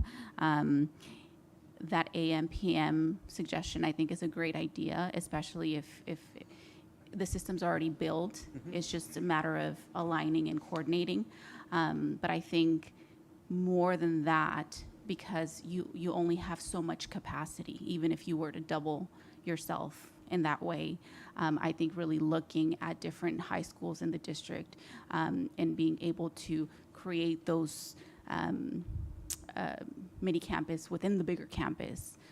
So I think that is going to require a bigger, broader conversation from the board. It's going to require some alignment. And again, I would like for us to maybe agendize that in the future. I know Mr. Tillman didn't necessarily, you know, outright say that, but I would like for us to have that. And I don't know what that means. I don't know who has to come before us and present, but that's definitely something that I really do want to see come before us. Can also be a strategic plan where we're actually coming up with ideas across the district as well as expanding the program there. Thank you. Thank you, Ms. Ceballos. And Mr. Espinoza, as always, thank you for the presentation and the amazing job you and your staff do over there for our students and our family and our community. And for our students, you know, obviously we see 2 attorneys, a surgeon, and then a pediatric psychiatrist. And just so you know, myself and Dr. Funches are Bulldogs. University of Redlands is what you're saying, right? And we both earned our doctorate degrees there. So, you know, we know that program does produce results and also folks in our community, right? So, but I also see you as leaders. I want you all to know that. You are leaders in our community, our future leaders as well. So, you know, you being here today demonstrates such leadership capacity. So not only professionals in the field, but also leaders in our community. You know, one thing I noticed that I wanted to make a comment on was 90% first generation. Yes. When we talk about generational change, you know, you are the individuals who will change generations to come. Your children, your grandchildren, your great-grandchildren, it all starts with you being first in family as well. I'm first in family on my mom's side, first generation as well. So to me, that's the amazing equalizer of education, is that we can achieve the American dream and so much more. You know, so each of you has that capacity, that ability. Stick to your goals and dreams, work hard, because that's a big piece of it. You have very, very lofty goals, but I have all the confidence in the world for all of you to achieve those, and we're super excited to see you, you know, graduate and then come back and give your testimonies to us and to other students, you know, and to give back to our community, which is, you know, it's pivotal for our success and future success. So thank you again for an amazing job, for an amazing presentation. You heard me say that. It's great to see kids on video. The only thing better is to see kids in person. Yes. So thank you again, everyone. Thank you for wonderful presentations from all 3 of our schools today. And Dr. Funches, anything for closing for our presentations? And I want to just briefly thank our principals. I want to thank Mr. Espinosa. I want to thank Maria Haragi. And also I want to thank Ms. Dorothy Sauls as well. Thank you for your presentations and representation of excellence from our scholars. Thank you very much. Absolutely. Thank you, team. And I also forgot to say, not only do you go to 2 years less of college and save money, but you go into the workforce 2 years earlier and start making that money. So that's eventually what it's about, right? We want to get great jobs that we can provide for. So thank you again. Those are fantastic presentations. I love it. It's what the work's all about here, the systems of excellence and having our students achieve to the highest level. All right, we have some resolutions here to go over. 2.3, resolution and recognition of California Week of the School Administrator, and that is Dr. Flores. You're welcome. Thank you. It's my honor to read this. We have incredible administrators. It's a tribute to you. Whereas leadership matters for California public education system and the more than 6 million students it serves, and whereas the title of school administrator is used to define many educational leadership posts such as superintendent, principal, assistant superintendent, special education, and adult education leader, district business officials, classified educational leader, other district employees like administrator, designee, who are considered administrators. And whereas providing quality service for student success is paramount, and the future of California's public education system depends upon the quality of its leadership. And whereas school leaders depend on a network of support to promote ongoing achievement, student achievement, and school success from fellow administrators, teachers, parents, students, businesses, community members, board trustees, colleges and universities, community and faith-based organizations, and elected officials. Whereas the state of California has declared in Education Code 44015.1 the second full week in October as the week of the school administrator.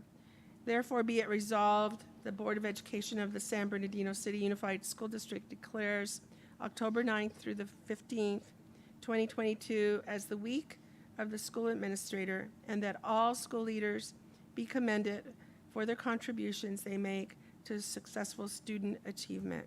So moved. Okay. Okay, thank you, Dr. Flores. It's been moved and properly second. Any discussion? I would like to say something. Dr. Flores? Being a school administrator is very tasking. You're there 7/24. And it's not just you alone that's there, but it's your staff, the teachers, the parents, the students. It's a very complex cultural, social cultural environment.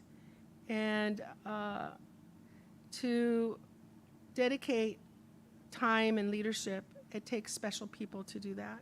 And you can't do it alone. And just want to salute the administrators. And I know that you all dedicate so much time, but also you have support from your staff, your teachers, your parents, and students. So thank you for all that you do. Thank you, Dr. Flores. If there's no other discussion or comments, let's go ahead and vote on the resolution.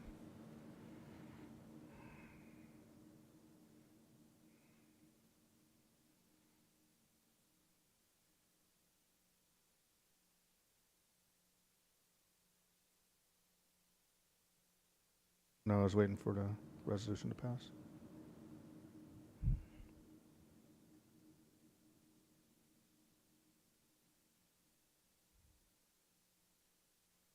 All right, motion carries. We'll move on to 2.4, resolution and recognition of National Red Ribbon Week. Ms. Ceballos?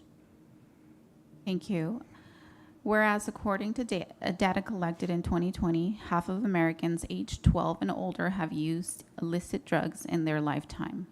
And whereas teenagers and people with mental health issues are more at risk for drug use and addiction, with more than 46% of teenagers having tried an illicit drug by the time they are in 12th grade. And whereas, although public awareness of illicit drug use is increasing, emerging drug threats demand attention, such as the abuse of prescription medication, use of inhalants, and opioids such as fentanyl. And whereas government, parents, law enforcement, schools, service organizations, and youth can provide positive peer influence by demonstrating a commitment to maintaining healthy, drug-free lifestyles by wearing and displaying red ribbons during Red Ribbon Week. And whereas the theme of Red Ribbon Week 2022 is Celebrate Life Drug-Free, therefore be it resolved that the Board of Education of the San Bernardino City Unified School District hereby proclaims October 23rd through the 31st of 2022 as Red Ribbon Week and encourages all schools to participate in drug prevention activities throughout the year, making a visible statement that SBCUSD is strongly committed to a drug-free community. So moved. Second. It's been moved and properly second. Any discussion?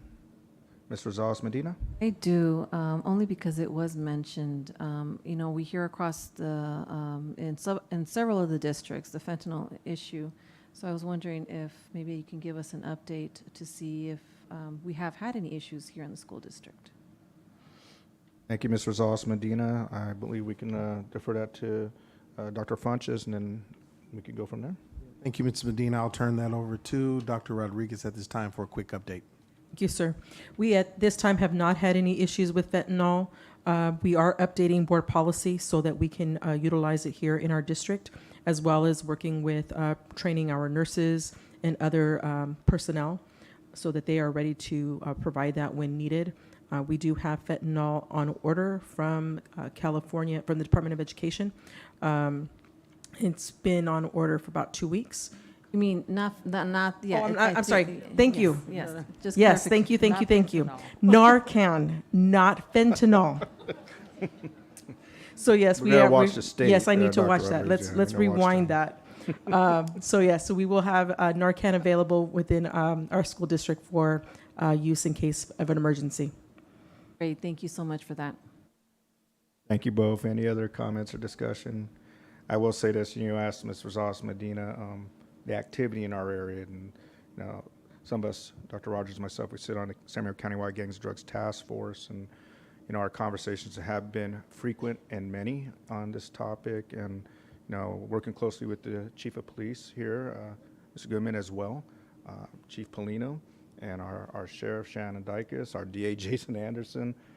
We all know this is a top priority for us because just in our city alone, in the last couple of months, they've confiscated tens of thousands of pills, synthetic opiates laced with fentanyl. So when we talk about it in our area, we know it's prevalent in our area. So it is a real issue that is serious in nature. And so I'm glad our district's taking the steps necessary to ensure that we're protecting our students and our staff. And Dr. White, this is an opportunity to plug the summit again. Oh.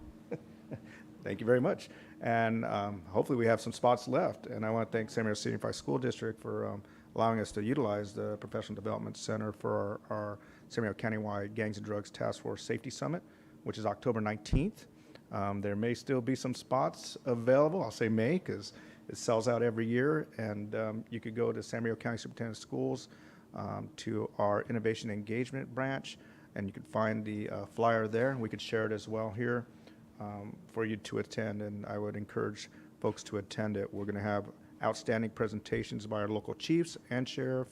We're going to have our student panel to discuss the issue, and then we'll have a phenomenal presentation by Void, which is victims of illicit drugs. And it's a heartbreaking presentation, but it makes it a very real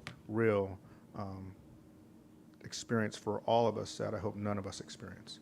It's some parents that have lost children to such drug use, and it's fentanyl. We're talking about fentanyl, so yeah. But it will be an amazing summit. Like I said, it sells out every year, and I would encourage folks to attend, especially those of you that work in the field. So, all right, we'll go ahead and vote.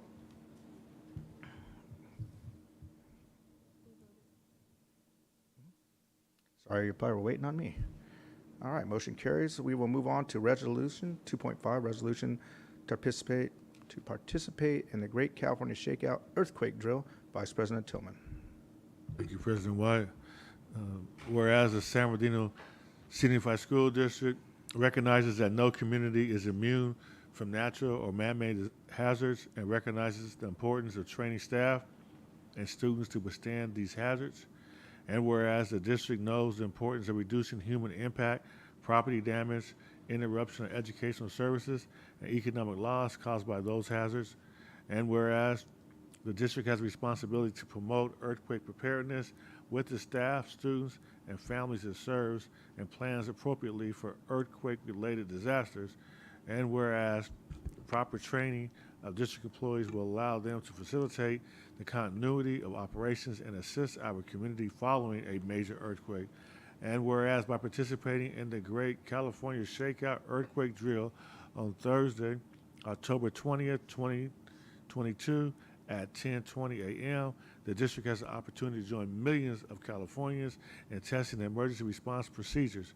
And whereas the San Bernardino City Unified School District encourages schools and families to participate at their homes or work sites and to use the information on www.shakeout.org//California and www.sbcusd.com/ready/SBCUSD to educate all stakeholders regarding actions to protect life and property.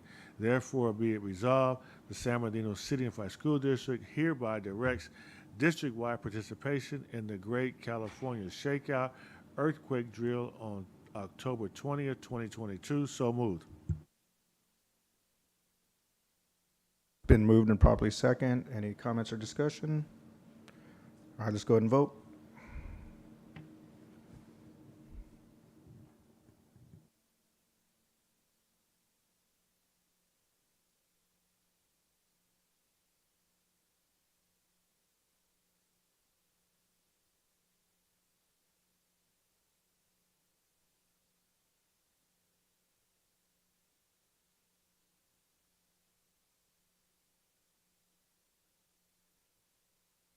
Okay, motion carries. Thank you very much. Ms. Cunningham, the information you just informed me about, is that right now? Would that be right now? Okay, and I do apologize. We have a student report to be presented, and that is from one of our students. So come on up. It looks like it's Sheik, right? Sheik? All right, Sheik. Well, welcome back to give us our student report. Absolutely. All right. So here's the Board of Education student report. Up first is Arroyo Valley High School. They have a visual and performing arts fest on October 14th from 2:30 to 4 p.m. and a Pure Land food drive on October 15th. Next up is Cajon High School, San Diego State University presentation on October 4th, Cal Baptist University presentation on October 6th, and a homecoming dance on October 15th. Indian Springs High School has a homecoming dance on October 15th as well. And next is Middle College High School. There's a blood drive on October 7th, a 9th grade college trip to the University of Redlands on October 14th, fall dance on October 21st, and a community trunk or treat car show on October 30th. At Pacific High School, there's a homecoming dance. It happened on October 1st, a financial aid parent night on October 5th, Pure Land food drive on October 8th, mayoral debate on October 14th, student poll worker training on October 26th, and a varsity orchestra spooktacular concert on October 27th. Next is San Andreas High School with an open house on October 20th from 4:15 to 6:30 p.m. At San Gregorio High School, a homecoming football game on October 13th, homecoming dance on October 14th, the fall play, Clue from October 20th through October 22nd, and a fall band concert on October 26th. And finally, at Sierra High School, the Resource Center food drive will happen on October 4th. There will be a blood drive on October 12th, San Bernardino Valley College application workshop on October 20th, and a college and career presentation day on October 20th as well. That seems to be all of the events happening for the district schools. Thank you. Sheik, thank you very much. And very busy month here in San Bernardino Unified School District Looks for our like it. schools, and Would it be possible for us to get a copy of that so we can know, which events are coming up, on what dates, what time, and what schools? Because I know a lot of our colleagues up here at the Executive Cabinet, as well as our board members, love attending events, and the more we know about them, the better, so we can attend them. Sure, I can pass this on to Mr. Espinoza. Is he in contact with one of the board members here? I'm sure he could get a hold of us somehow. Okay, I can give it to Yes, please. All right, thank you. Thank you again for the updates. All right, we will move on to 7.0, public comments, or I'm sorry, 3.1, receive public comments. Okay. Let me put my glasses back on. Where'd they go? This is the only time the public will have an opportunity to address the board on items not on the agenda and within their subject matter jurisdiction, such as district policies, procedures, programs, services, or fiscal matters. Public comments are limited to 5 minutes per person. 6 or more people who wish to speak on one topic will be provided no more than 30 minutes total. Speakers are cautioned that under California law, no person is immune from liability for making intentionally false or defamatory comments regarding any person simply because these comments are made at a public meeting. Once the board adjourns into closed session, in-person submission for public comments will no longer be accepted. All right, we'll move on to our first comment, and I'd like to welcome Pastor Chris Reinhardt. Welcome.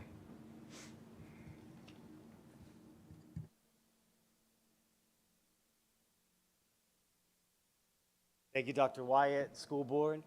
My name is Chris Reinhardt. I'm a campus pastor at Sandals Church here in San Bernardino. We've been here about 5 years in the community, but we're also 13 campuses all over California, all the way up as far north as Santa Rosa. So about 3 years ago, Dr. Wyatt and I were walking the campus, dreaming a little bit, and really looking what could we do for students in the city of San Bernardino. And this dream of a teen center began to arise. And so now, 3 years later, we're headed towards launching that teen center. And so phase 1 is already fully funded. It's $48,000 for a full laundry facility on our campus for teenagers to be able to come and do laundry at no charge, where they can come and use the machines, have all the soaps, the detergents, everything they need, as well as a great little lounge space where they can hang out and relax while the laundry is getting done. The second phase of that will be a 10,000 square foot indoor-outdoor teen center with a patio, game room, counseling center staffed with licensed counselors, tutoring center, influencer creative room with YouTube editing options, podcasting options, as well as partnerships with our local schools and colleges to give them opportunities, our local hospitals to take care of medical needs, as well as local tradesmen to help teach them trades, and even things as simple as getting a haircut. As Scott and I talked, and we talked about the need, Dr. Wyatt, I apologize. Dr. Wyatt and I spoke just about the need is something as simple as students needing a place to do laundry.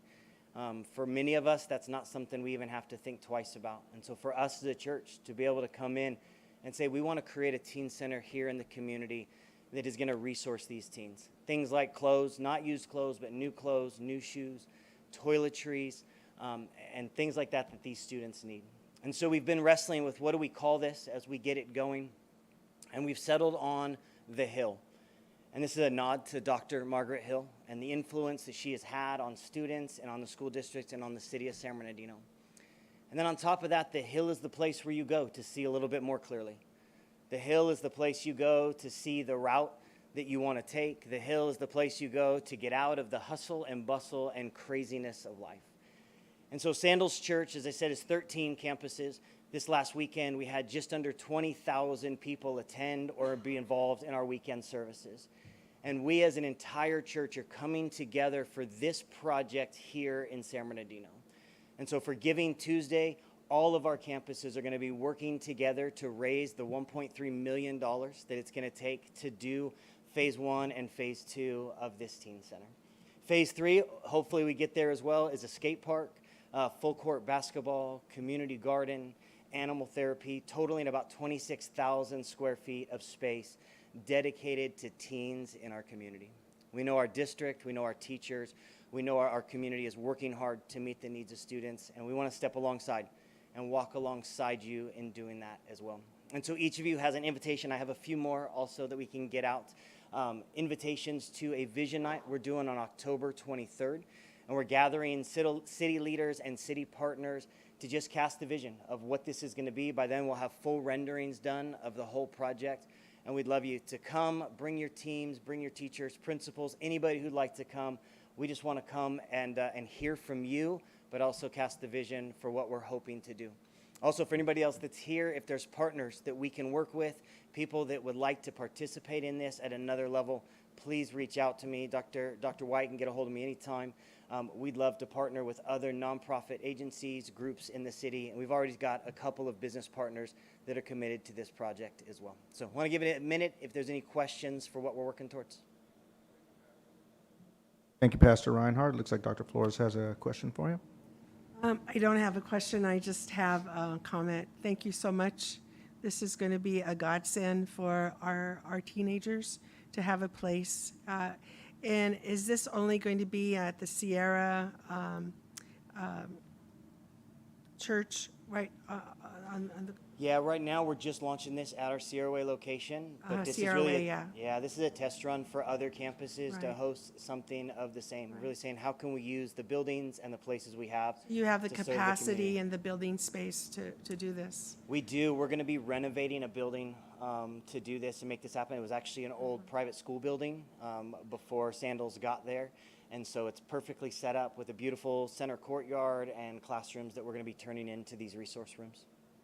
A great idea, and we just need to replicate it more on all the different sectors of San Bernardino for our kids. So thank you so much, really appreciative. And I think that, you know, do you have a GoFund? Have you set up a GoFund It's actually site yet? We have a full Giving Tuesday site up. You can check it out at thehilltc.com. And that's where people can give. Just today, we had a donor write a $7,000 check for this project. Say it again. The Hill, The TC, Hill? as in Teen Center, Okay. .com. So thehill.tc.com. TheHillTC.com. Okay, great. Yeah, Thank you. And that'll get you there. And that's also got a lot of information and pictures as well. Thank you so much. Yeah, you're welcome. Thank you, Dr. Flores. Thank you, Dr. Flores, and thank you, Pastor Reinhardt, and thank you to Sandals Church for making a dream reality. We really do appreciate it here in our community. Thank you, Dr. Thank Wyatt you. and School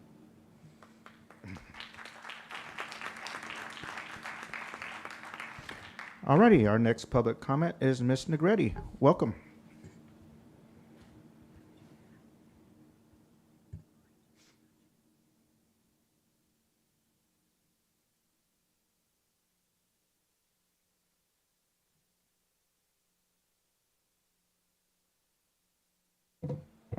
Good evening, board members. I see on the agenda several contracts that are coming up, and I would like to ask all of you to please reconsider some of the contracts, of course, to see the services.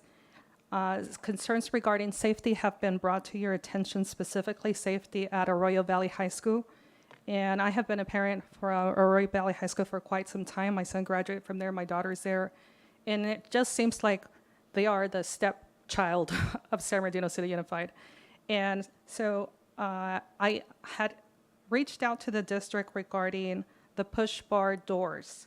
And so it's not just the push bar doors that I'm here to ask that they revisit whether how many of those are needed to remain open. I also reached out to the Fire County, and we're in the works of that because I really want to know how many of those push bar doors need to remain open for safety.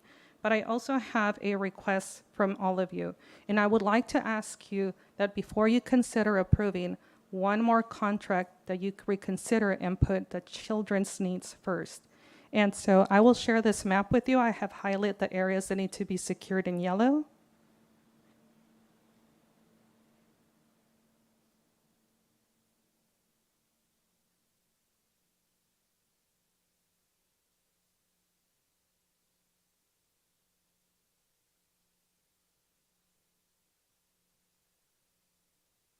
And so the area in yellow, I do have one more. I can give.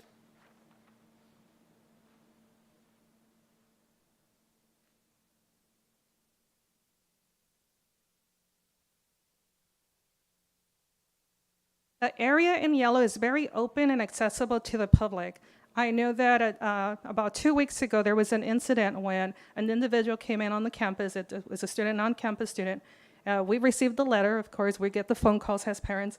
And the concern there arose that because it's so accessible, can we get a fence, right? Can we get something to make it not as open? And to me, the quickest solution is put a gate. But don't put just a gate that's going to make this campus look like it's now some sort of reformatory.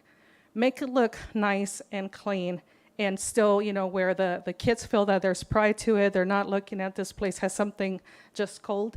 And I was hoping that you come up with and approve a gate that would have the logo from Arroyo Valley High School, because it would look great. The same way that they cut those little signs like the one that you have above you, there's really very nice gates that they come up and they cut out that design, so there would be some pride. And I'm right at the middle section between the auditorium and the admin building. It's a big open campus. If you have a gate with their design, it would look nice, it would bring security, and also the same manner, the same type of gate that you have between the admin building and the cafeteria. If you could do the same, but instead of having the slats go straight, have the slats go sideways. And I hope I'm getting through of what I mean. There are pretty thick slats as we're not looking at chain link. It would provide the safety for the kids. And so I really hope that you stop approving the excessive contracts and you start redirecting the funding for something that can really benefit the kids regarding safety. The same for the same school, and I'm not sure if you guys are aware, but this is pretty much for all the high schools, not just Arroyo Valley High School, and I hope that you can make a decision and put it there. Senior students, and this has been a tough, with everything increasing, with the circumstances that all families are going, right? Can they help? Can you guys help? Can you make a decision tonight? Because seniors have a sitting session fee for the senior portrait. They have to pay. Some of those schools are doing $15. Please look into it. Some of the schools are doing $25. And it's literally there just to sit down. They have to pay that sitting fee to take that cute picture where there's the black, the black with the white, so they look professional for the seniors. Everybody has the same look. There is a sitting fee for that. All of you have said, this is a socio-economic struggling city. So it's almost like put the money where your mouth is type of thing, right? If you're willing to do something, if you're willing to approve Harold Balcomer's contract for $25,000, when you have said over and over, you praise the cabinet saying that they're the most qualified. If they are the most qualified, why are you then spending money on Harold Balcomer? But yet our kids have to worry about our safety. Our kids have to worry about whether or not they'll be able to sit down. And so open it up to bring back the in-house teacher that used to provide the senior pictures. Thank you. Thank you, Mr. Greddy, and it looks like we have a couple of questions for you real quick. I can leave this with you too. That'd be nice. Thank you very much. Oh, that's okay. We can make some for you, or for us. Mrs. Negrete, I wanted to ask clarification. So you don't want a fence in the front, but you want like a gate in between the theater and the gym, right? Is that what you're saying? And I'm calling it, I guess it's a wordplay, right? I mean, it is a fence, but it would be more of a nice structural fence, something with an architectural design. So it's not looking like a prison. I mean, you look at the gate that's between the cafeteria and the admin building, you see in the big slats that are right there. I'm hoping that like similar to that gate. Similar to that gate, but without making it all across just that, because of course it will look like, that big prison railing. So I'm hoping that you come with, those slats are nice and square and forward. If you have someone design the gates where those same type of slats, but going slightly this way, not only do they provide protection, because now it's not this open as here, it's this. It's sideways. And now right around where you see the flags, they will need, because of course M&O needs to have access, you name it, different people need to have a big, so those big gates to have a design just like that, it would look beautiful. It would take away from that big metal bars going across going across Arroyo. And it's nice pride and joy because it is the Hawks. If you put that design, it brings up the safety. Okay. Well, you bring up good points about safety, and we do have to consider that because it is pretty open. I always had concern about the openness of Arroyo. My daughter went there, and I always wanted a guard at the entrance before any of us ideally could metal kinda- detectors, yeah, right? Or what, because it's pretty open. Yeah, Mhm. thank you. Thank you very much. Thank and you. I also am concerned that they're charging our kids $50 just to sit. 15 and Yeah. 25. Some of the Yeah. Cajon charges a Yeah. different fee. Right, Arroyo has a right. different fee. So if you could look Right. at district-wide, what are the high schools charging? Thank you for bringing that up to us. Yeah, Thank you. Thank you, Dr. Ms. Flores. Ms. Rosales Medina? Yeah, that was just a clarification. I'm glad you did answer. So each site is, from what your understanding is charging different. So I know when my children were in San Gregorio, there wasn't a fee, but that was, maybe about 6 years ago or no, See- less than that. That was maybe about 3 years ago. I don't remember paying the fee for my son. Yeah, so that's what I don't understand. But see, this year I went and I paid. You know how the seniors have the senior packet? If you pay it early, there's some discounts to it. So I went ahead and I paid it all. And that's when our not our registrar, but she's our budget person, Christy. She said, it's good that you're paying this, but it doesn't cover her sitting fee for the senior portrait picture. And I was like, wait a minute. I said, it doesn't? She goes, no. She goes, look at what's there and it just doesn't. And I was like, okay, how much is that going to be? It's $25 for us.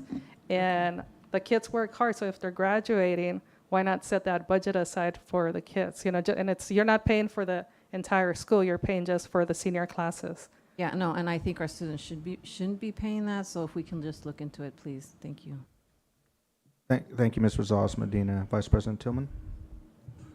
Yes, and I just want to make sure, staff, that we look into making sure that, and let me be clear, it's always basic for me, make sure that that a senior can take a picture and be in the yearbook without having to pay a fee. That's what it comes down to. Now, I've never heard of us charging a student to be in the yearbook. That's what it's, now for something other than just a yearbook, that's a whole other story. Correct. But we need to just make sure that the students, seniors, and all other students can be in a yearbook without having to pay a fee. And if that's the case, we can correct that as soon as possible. No problem, Mr. Tillman. We'll make Thank sure you. that we research that, and if anything is awry, we'll make sure that we correct it and give that update to the board. I think Thank you. my Oop, clarifying sorry. question, thank you. Oh, thank you, I Vice saw you President turn me Tillman. green. Dr. I'm Dowdy sorry. Rogers. Is it the contractor that's doing it, or is it the school site? I believe it's the contractor that Exactly. charges the Okay. school site that. All right. And so we need to look at that, because what I also remember, each school, how we used to have that one name, I can't remember the name. One contract for the There entire was district, one yeah. name we always used, Mhm. right? But I think schools are now utilizing their own contractor, so that probably is something we need to look at to say that particular contractor needs to understand to waive that fee or something to that nature. But there's multiple ones. It's not that one that we always used to use. Correct. Because I saw that when my kid graduated. Thank Thank you, you. Dr. Dowdy Rogers, and Ms. Negretti. Thank you, first of all, for bringing the concerns of safety to us. This is I important. hope you approve it. I can picture that gate. It would look really I nice. know, and I am as well, because I'll be honest, And it's I not like so much that it Spanish looks nice, iron safety. arts. Remember, it's I have my safety. own vision, but it probably won't be the vision. But and I also want to say thank you for bringing this fee, this sitting fee, whatever the heck it is, to our attention, because I'm very empathetic to that, because I was a student who didn't get the senior picture taken because of that. And I look back on my own life, and I'm like, I think about thousands of our students who might be in that same situation. It's just not right. You're right. It is not right. So I'm glad our board here has had questions for you and discussion. So thank you. Thank you for your comments. Sorry, Mr. Greddy. Dr. Funches had a comment for you. Grady, I just wanted to thank you for bringing the information on the fencing in Arroyo Valley to the board, and I did want to let the board know that the district is currently looking at fencing at Arroyo Valley High School and working on that, and we'll provide an update in this week's Friday update so that you're aware of what's going on there. So we appreciate that, Mr. Grady. Thank you very much. Thank you.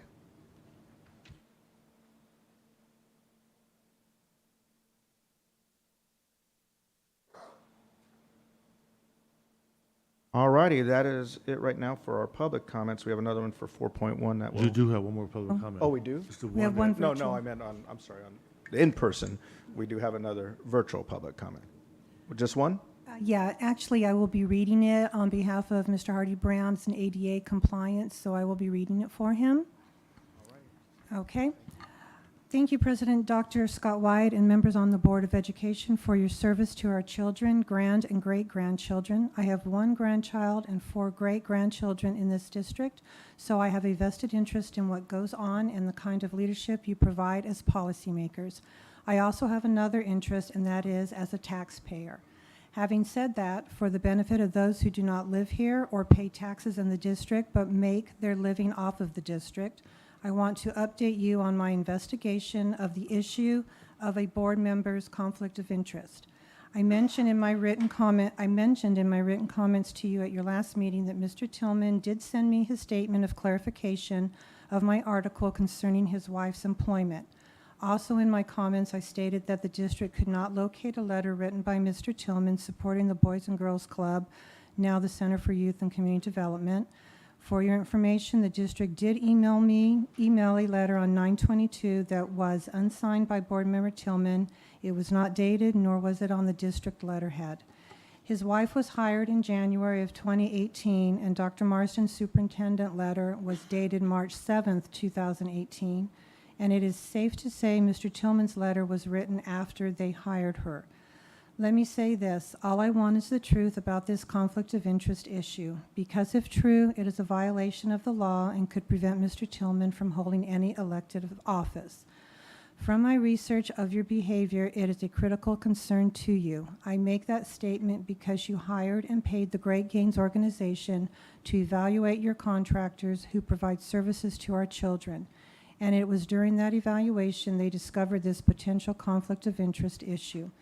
Then you tried to keep the Great Gains report undercover. When that failed, Mr. Tillman led his gang of 4, Dr. Barbara Flores, Abigail Medina, and Dr. Scott Wyatt, to fire Superintendent Dr. Doc Irvin without just cause. To further illustrate the importance of this conflict of interest issue, in the month of May 2022, invoice 00682, you spent a total of $11,222.50 of taxpayers' money for legal counsel on this conflict of interest issue. There were a total of 21 phone conversations over 14 days, totaling 30 hours and 55 minutes, made by 2 board members, Dr. White and Dr. Flores, with legal counsel concerning Board Member Tillman and his potential conflict of issue. At your last meeting, you passed a resolution on supporting character education. Let me suggest you evaluate the character of this board and come clean about this conflict of interest issue and stop violating the Brown Act. I am attaching a copy of the support letters from Mr. Tillman and Dr. Marsden, as well as the 2 community agency letters. You have the 2 Great Gains reports. Regardless of the outcome of the election in November, this issue must be resolved one way or another. I am asking you to do the right thing before outside agencies come to any conclusions from this information. Thank you, Hardy Brown. Thank you, Ms. Cunningham. And Mr. Brown? Vice President Tillman? Yes, I just want to be clear. Mr. Brown came to our meeting, and I told him that he had information on his website where he said my wife works for an organization. I told him that she didn't. He still didn't remove it. Mr. Brown can say whatever he wants over and over again. It doesn't change the fact that the things he wrote in his own paper are lies. And I just Googled it. It's still out there on the website. He could easily make the correction. His whole talk is about credibility. He could start by demonstrating his own credibility and correcting the lies that he wrote in his own paper titled The Black Voice News. And in and of itself, there are lies. And people are probably saying, why would Mr. Brown be so adamant about being upset with Danny Tillman? And I do believe when I ran for Congress, Mr. Brown and his daughter, Paulette Brown Hines, contacted me on multiple occasions asking me to drop out the race for Congress. And he's never gotten over it. He deemed himself some king of the kingdom and king of the black people, and he told me not to run for Congress. I was supposed to drop out, and I didn't. So he's still upset. Now he can quote all he wants to about greater gains or anything else. The truth of the matter is, when he wrote in the paper that my wife was a current employee, it's a lie, and he still has it posted on his website. And he's doing it for one reason, to give the appearance of some type of impropriety. He's upset because there is no impropriety. And I want to be clear, when he says I told him to go to the FBI and the DA and the police, is because Mr. Brown came here with his wife and said that I did something illegal with my daughter at that time. And I have no problem addressing that. And when I told him to go to those agencies, it's because I know for a fact I haven't done anything. And every time he writes, he keeps talking about something that's going to happen. He's been saying this for a year now. He said it himself in a previous letter that he actually contacted the DA. He's done all that, and there's nothing. So what he's doing now is totally political, but he himself will not correct the truth on his own website. And President Dr. Wyatt, I have the ability to respond, especially when someone's telling blatant lies about me. Thank you very much. Thank you, Vice President Tillman. All right, that's it for public comments, correct? We do have one, as I said earlier, for 4.1, which we're coming up on. Public hearing. Okay. Give me a second here. Ooh.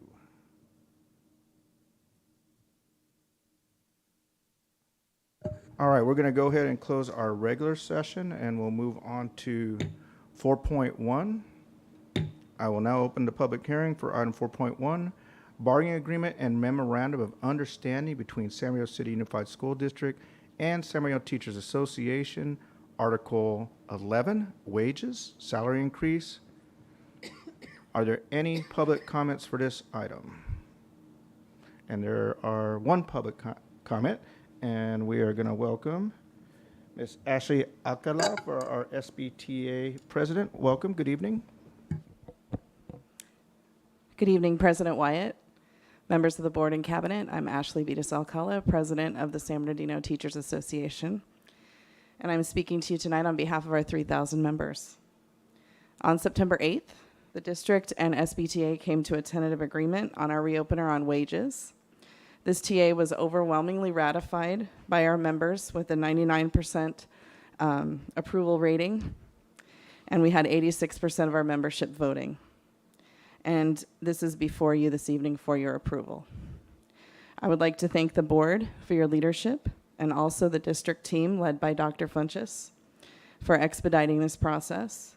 And we also have appreciated the positive and collaborative tone during the negotiations through this round. I don't think we've ever had an agreement come together this quick. So we appreciate that. We'll be able to, with your pending approval this evening, be able to get our employees paid by November 1st. So tonight I urge you to approve the agreement, and thank you for your consideration and your time. All right. Thank you, President Alcala. Are there any other comments on 4.1? There are not. All right. We'll go ahead and close this hearing. We'll move on to 4.2. All right. I'll now open the public hearing for item 4.2, bargaining agreement and successor negotiations, tentative agreement between San Mateo City Unified School District and San Mateo School Police Officers Association, Article 6, wages, salary increase. Are there any public comments for this item? None, no. There are no public comments for this item. We will go ahead and close the session. All right, and that'll be it for 4.2.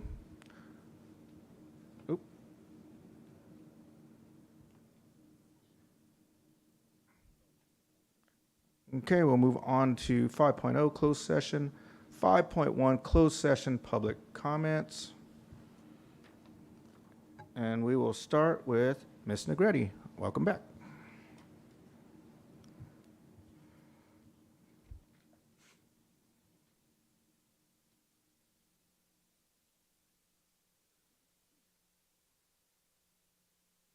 Good evening, board member. Let me start by sharing with you that it's very hard to provide you with an educated public comment when everything seems to be so hidden to the public, to the parents.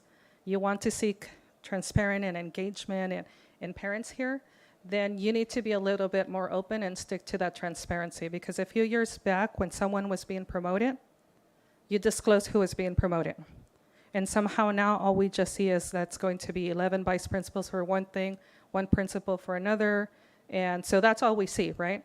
And conveniently, just like last month, who did you promote during closed session? Anna Applegate's sister. So Laura Vega is her sister. You're going to tell me or expect all of us to believe that she was the most qualified? Perhaps she was, right? But then again, we just went through something with our former superintendent when he needed funding so he could provide the best service to students. And who are you there to represent? Not the organizations, but the students. And if that is your commitment, then it needs to reflect that. Decisions need to reflect that. The former CAPS director, right? And I really think it was more of the courage because there was nothing to lose. He was retiring. Former CAPS director said, his report was, Acoma Unity Center, do not contract. Way too much money for the few students. No demonstrable impact. We also have Rio Vista Elementary next door to them and Arroyo Valley a block away from there. The savings from that would have been $400,000. Asian American, do not contract. Homework Center, very few students attend, $25,000. Center for the Youth of Community Development, do not contract. The Lost Boys and Girls Charter have held financial issues where the employees' checks bounced. That savings would have been $1,477,891. The recommendation was that no savings would have to transfer to other provider. First Congregational Church, do not contract. Homeward Center, very few students. Lutheran Church, do not contract. Homeward Center, very few students. Another $25,000. St. John's Community Church, do not contract. Homeward Center, very few students, $25,000. Acoma Unity Center, again, do not contract. Why contract with them at Del Vallejo when it has not really proven at their center? That was $92,000, over $92,000. Center for the Youth Community Development, do not contract. Homework Center, very few students, that was $25,000. Youth Action Group, do not contract. They have long history of not listening about programming pain and paying other people in their property. Mixing AmeriCorps stipends. That was a savings, or would have been a savings of $452,406. Gardner Holt Center for Education, do not contract. The only reason we had them as a contractor was so that the schools could purchase their materials without going to a bid. They're almost the sole source, and other companies such as Fisco have similar offerings. The trainings are too expensive, and they charge for field trips. We would build our own makers of space. That was a contract for $2,500,000. If you had listened to the recommendations, you would have had a savings of over $500,000. So as a parent, when I see that you're promoting for CAPS, the sister of Anna Applegate to be the CAPS director, what faith do I as a parent have that you're going to have someone who would be able to be as transparent with the district to make such decisions available to the public? Because even this document is not out there in any of your sites. I had to request this through public records. So when you have students, such as the students from Middle College High, who are coming here, we need more funding. You have students at the high schools who have to pay for different services. Arroyo Valley itself, when we said we need the safety, they said that the principal had said it would have to be paid by the school side. The school side doesn't have that money. We have students that have concerns, but they believe that if they come here, there will be retaliation by their principal. One of the things that they've heard was that they would not be able to walk as seniors.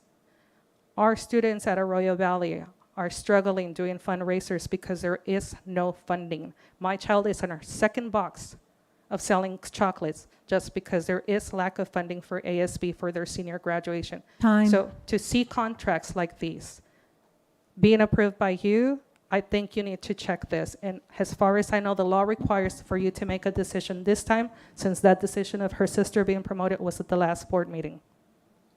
Thank you, Ms. Negretti. Ms. Rosales Medina? Yes, no, thank you for bringing that up. I do want to make for the new person who's taking over that role to do a thorough investigation to find out, the report that Ms. Negrete just bring forward with those organizations so that they can do a thorough research to find out, because he did mention a lot of money that are not being used in a lot of these classrooms or after-school programs that are having very few students attend. Thank you. Thank you, Ms. Rosales Medina. Thank you, Ms. Negretti. Would you like me to submit this? This is a document that you should all have, but it's just a document that the public should be aware about. I have Please the make it doc- yeah, available I to have the a public. document. Thank you. All righty, our next closed session public comment is Ms. Latoya Smith, Oni Jimenez, Vanessa Meses, and Kenny Wilson from CSEA. Welcome.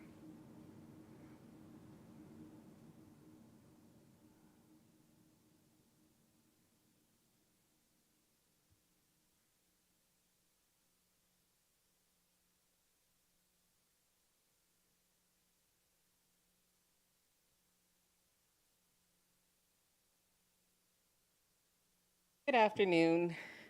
Well, good evening. Let me pull this up. Good evening, Board President Wyatt, board members, administrator in charge, and all those in attendance. My name is Latoya Smith, Chief Steward and Negotiations Chair for CSEA Chapter 183. We are here to provide a comment for closed session because we understand when the district comes to you regarding CSEA matters, they are essentially translating on our behalf. And at times, we have actually heard the board state that you yourselves like to translate for yourselves, because sometimes your meaning might be different or lost when someone else is translating for you. So today, we are here to speak on our own behalf about negotiations and specifically wages. On December 13th, 2021, the district and CSEA met to discuss the minimum wage increase of $15. Because the minimum wage issue is a classified employee issue. At that time, the district proposed a temporary quick fix, which would move all employees who were under the minimum wage to a step that would have them go above the minimum wage. At that time, we, CSEA, agreed to a temporary fix with the district, however, with the agreement from the district that we would meet again in January to negotiate the effects and square the salary. Now, in January of this year, the district and CSEA were to meet again to discuss the effects of the minimum wage change.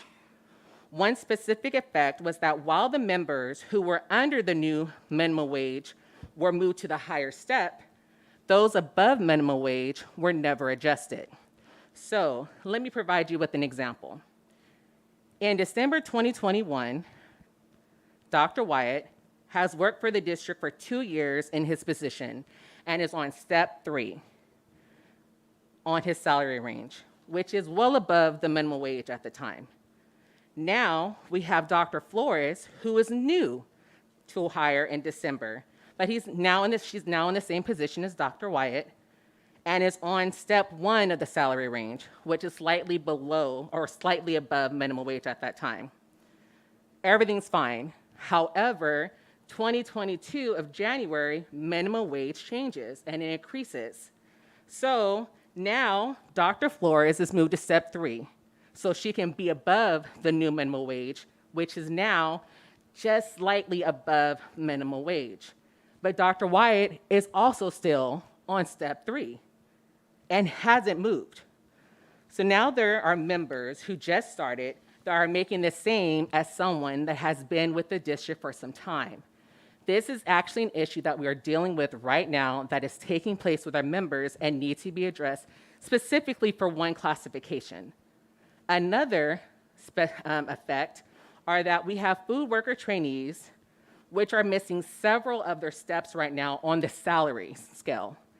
So if you go on the PC, you'll see all the salaries, and you'll notice that there are literally empty spots for the range for them when it comes to that position and cafeteria workers. This was all supposed to be addressed in January. Now, the district came back to us in January and said that they had financial constraints and that it was not within their parameters to find a permanent solution at that time. We at CSCA was very disappointed because we expected the district to honor its commitment to come to the table to negotiate. So we, CSCA, consistently attempted to get dates to negotiate the effects of this issue and get the salary squared. However, the district continued to push the dates out, stating that they have financial constraints and due to the board's parameters on this issue. So we couldn't go anywhere at that time.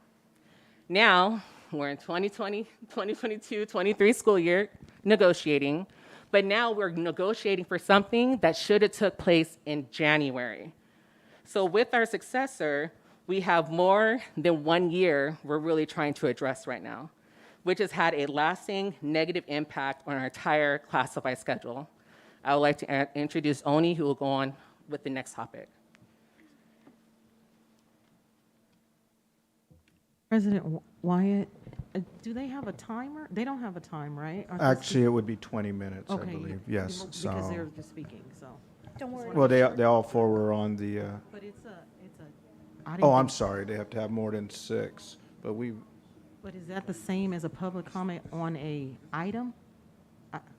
I thought items you just. This is on 5.1 for 5.2. It's not a public comment, it's on the item.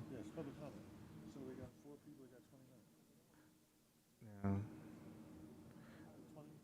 5 minutes each person, right? But it wouldn't be no more than 30 if there were 6. So, sorry, my apologies. Yeah, so you have approximately 15 minutes. Thank you. We got this. Thank you, Ani. Good evening, board. My name is Oni Jimenez, and I am the president of CSCA Chapter 183. We would also like to bring to the board's attention that the district has once again proposed to conduct a comp study. However, a comp study was already conducted in the past, and the district's proposal, which they stated were the parameters of the board, that only a certain amount be allocated in implementing that comp study. And they wanted CSCA to choose which classification should receive the benefits of this comp study. CSCA was not in agreement to this because we believe that all members are valuable and that this proposal was divisive. We asked for the district to implement the entire comp study, and at that time, they said they could not. Now the district is proposing to do a comp study again, which we are concerned will be another study that will not be implemented. The cost of this study may cost within hundreds of thousands of dollars, and the implementation can be in the millions.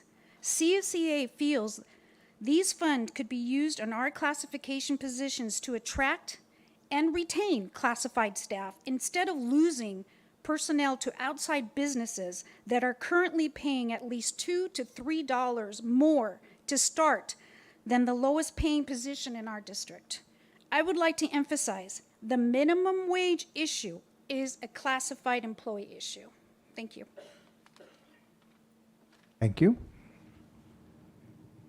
Hi, good evening, board. My name is Vanessa Messis. I'm the Sergeant at Arms for the chapter and part of the negotiations team. Currently, the district and CSCA have tentatively come to an agreement on 4 articles of our successor. But we are still negotiating other areas. In addition to this, the district has asked for CSCA to participate in a joint study committee, which has started and we have attended. The committee has discussed ideas on how to attract new employees and how to retain current ones. We also discussed the importance of the district being the hiring hub of the San Bernardino community, as well as competitive salary compensations. With that being said, in one of our most recent negotiation meetings, the district proposed lowering the minimum entry salary wage from the wage the district is currently hiring our lowest paid classified staff. This makes CSCA question question the district's commitment to this process of the Joint Study Committee. How does this make sense? How is lowering the entry wage equitable, or show that the district is truly wanting to be the hiring hub of this community? And why would the district want to go backward when we know in this community we have students with no high school diplomas yet working outside the district and making more than some of our current classified employees in this district, which provide those students services every day while they attend school? Good evening. I'm Kenny Wilson, the Senior Labor Relations Representative for Good CSEA, evening. representing Chapter 183. I want to talk to you a little bit about squaring of the salary schedule. This is something that only lives in the classified bargaining unit.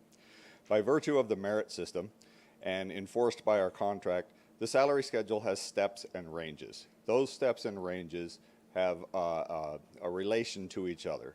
Currently, it's about 4% between steps and about 4% between ranges. There are some anomalies in there that work out. The goal is to keep that salary schedule square. Square being kind of a term of art that we use throughout when we're talking about salary schedules. What happened when the minimum wage impacted our salary schedule was the bottom portion of the salary schedule got compressed. Our proposal decompresses it at a wage that is guaranteed above minimum wage and we expect would stay above minimum wage into the future, so we wouldn't have to deal with this issue again. So when we're talking about squaring the salary schedule, that's what our proposal does there.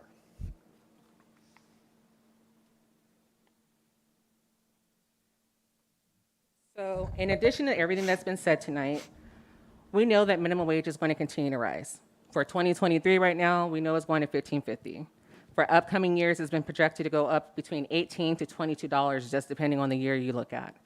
So the district says that they value their members and they want to be the hiring hub of the community. However, they are constantly chasing that minimum wage gap.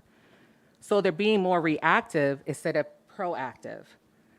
This minimum wage issue is only a classified employee issue, and we say this because no other units in the district has to deal with the minimum wage situation. When this minimum wage changed, no other unit had to rush to figure out how to get these salaries adjusted to make up for these employees. So this is why we have submitted the counterproposal that we have done to the district, and we hope that this will be shared with you all tonight. We believe that this proposal addresses the minimum wage issue, squaring the salary, and resolves the specific issues that we have been mentioning tonight. In addition to assisting the district in finding people, which is now stated on the website, to join our team and work for the best. So our team would once again like to always thank you all for the opportunity to speak. We know that you guys value our members, and we hope that what we've been able to present to you tonight will be able to give you more insight on how possibly to provide parameters for upgoing negotiations for us. Thank you guys for your time. All right, thank you to all four of you, and then Dr. Flores. I just would like a clarification regarding, I don't know what you called it, the new hires getting less money? Is that what you said, or? No, so basically if it's someone, because of the minimum wage, this is only for one classification too, I'm going to point out. Okay. Because of the minimum wage, people who were under the minimum wage gap were bumped to step 3 of a particular salary range. But the ones who were already on step 3 did not move anywhere. So there was no adjustments to those who were already past their probations, already received steps and whatnot. And so that's one of the parts of our proposal. Okay, so they stayed there, and that's the issue. Yes, we would like to fix that problem so that people who didn't just start would be able to have an opportunity. Thank you. You're welcome. Thank you, Dr. Flores. Mr. Biles? On that note, how long does it take a person to get on step 3? How many years is that? I think it's about like a year and a half too, just depending on when they started through their time with the district. About a year to a year and a half. Year and a half to, yeah, a year and a half, yeah. Because what happens is they start, the next time they get a salary jump would be when they pass probation, and then after that is normally a year after that. So that's why I say it's like a year and a half to two, depending. Okay, thank you. You're welcome. Thank you, Ms. Ceballos. That looks like it for questions, so thank you again for your comments.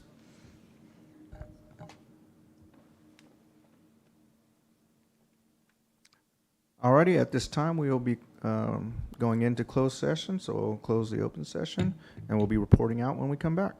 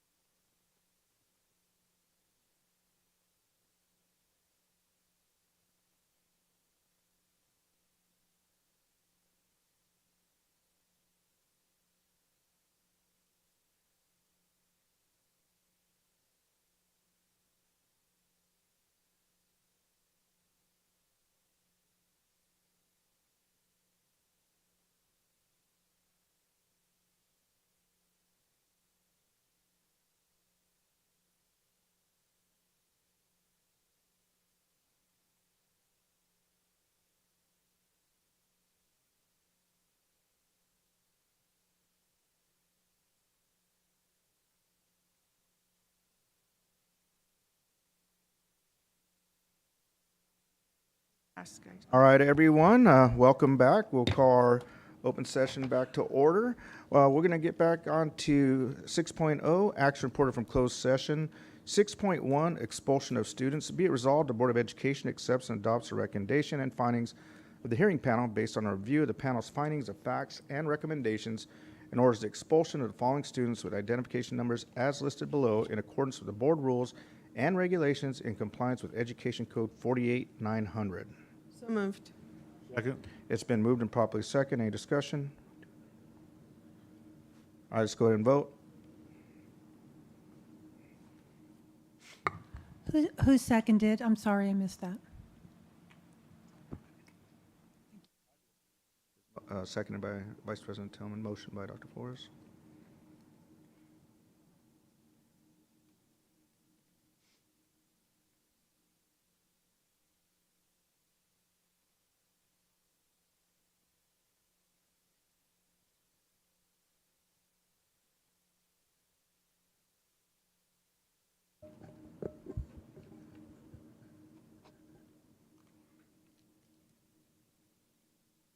All right, motion carries. We'll move on to 6.2. Oh boy, excuse me.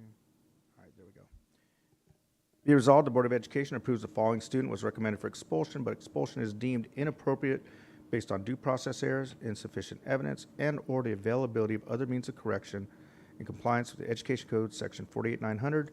Therefore, although they are recommended for expulsion, expulsion is not granted. So moved.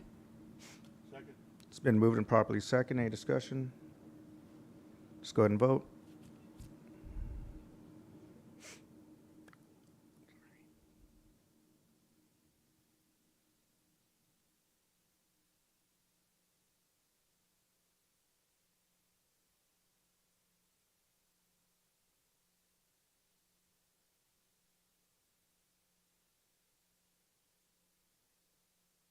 All right, motion carries. We'll move on to 6.3. Be it resolved, the Board of Education approves the following students recommended for expulsion, but expulsion is deemed inappropriate based on due process errors, insufficient evidence, and or the availability of other means of correction in compliance with the Education Code 48900. Therefore, although they were recommended for expulsion, expulsion is not granted. So moved. Second. It's been moved and properly second. Any discussion? Okay, let's vote.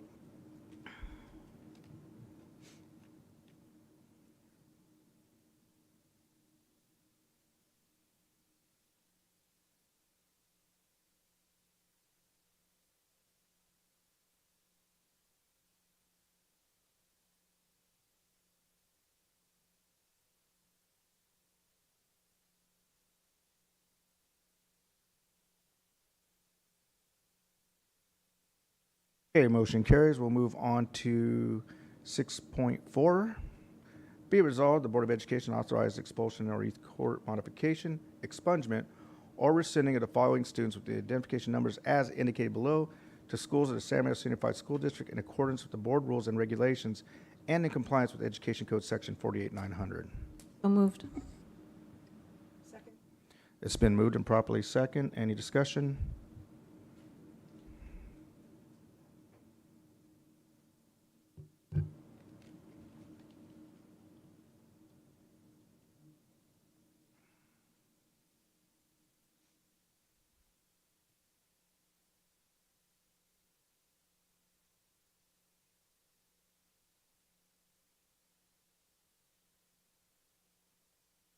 Okay, motion carries. We'll move on. 6.5, approval of elementary school vice principals. And I do have quite a few names here, folks, so if we can wait till I'm done with all of them, then we can celebrate, and the folks that are getting promoted this evening, that would be great. Be it resolved, the Board of Education approves the appointments of the following employees for elementary school vice principal, school sites, effective date, work year, and salary to be determined, funding 419 and 035. All right, we have Yvonne Alcantara, excuse me.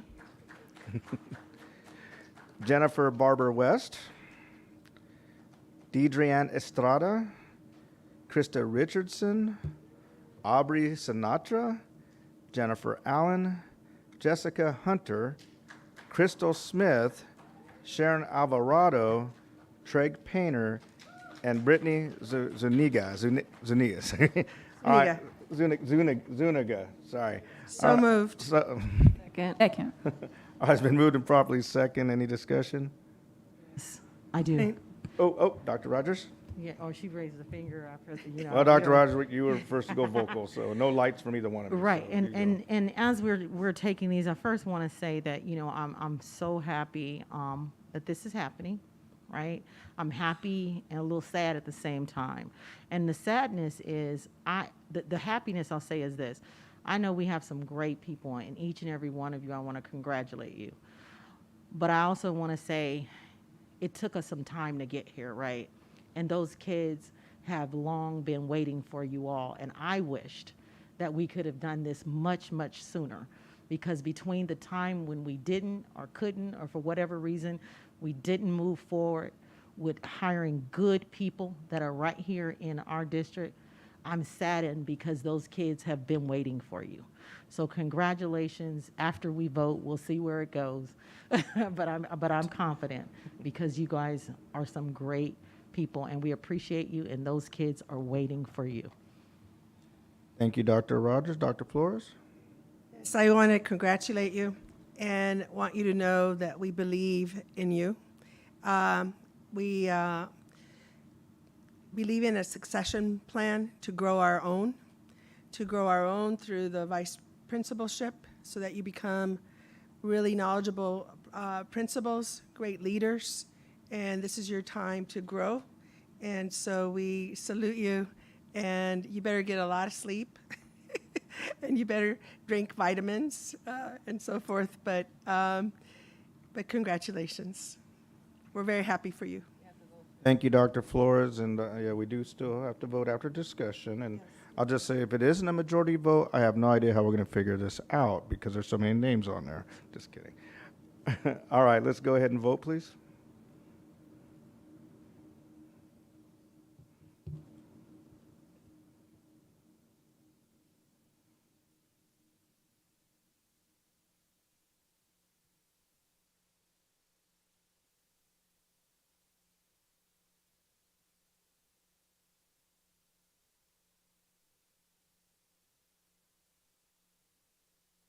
Passed. All right, motion carries. So if we have all of you that are here that are getting promoted, can we have you stand up first of all so we could see everybody? All right.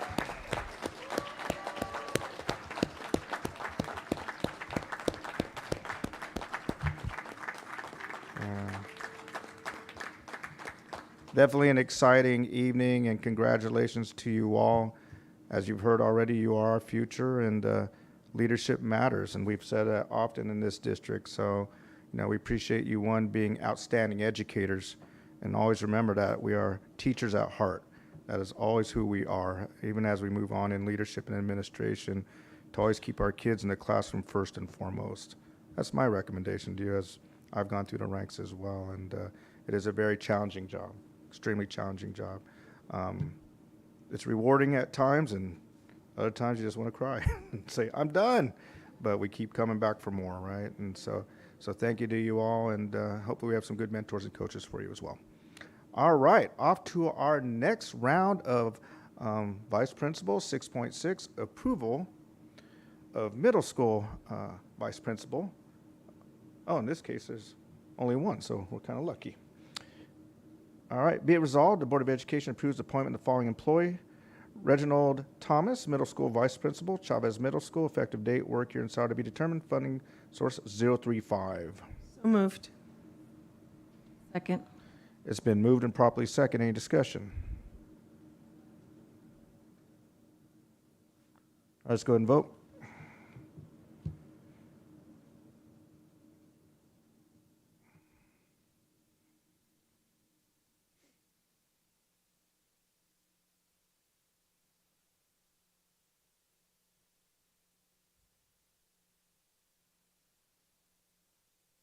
All right, motion carries. Congratulations, Mr. Thomas. Are you here this evening? All right, go ahead and stand up so we can all identify. In your case, you're by yourself, so that's not a bad thing. You get the light on you. All right, congratulations, Mr. Thomas, and same thing to you as the rest. So we will continue to move on. 6.7, approval of middle school vice principal. Be it resolved, the Board of Education approves appointment of the following employee, Austin Rodriguez, middle school vice principal, Shannon Hills Middle School, effective date, work year, and salary to be determined. Funding source 035. Moved. It's been moved and properly second. Any discussion? All right, let's go ahead and vote.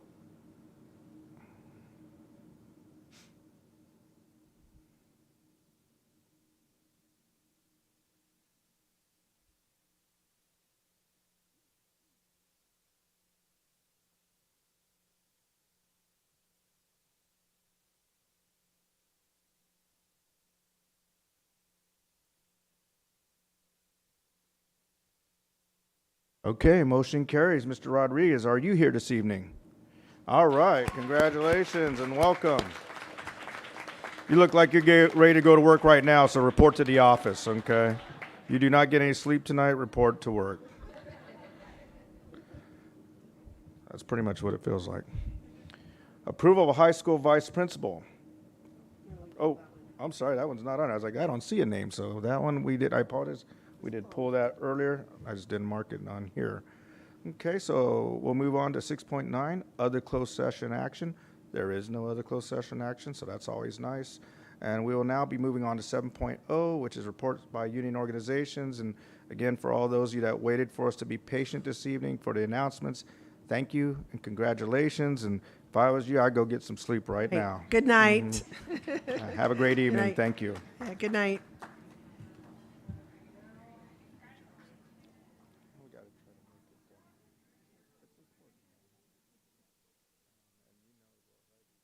Teachers often are the ones who get promoted.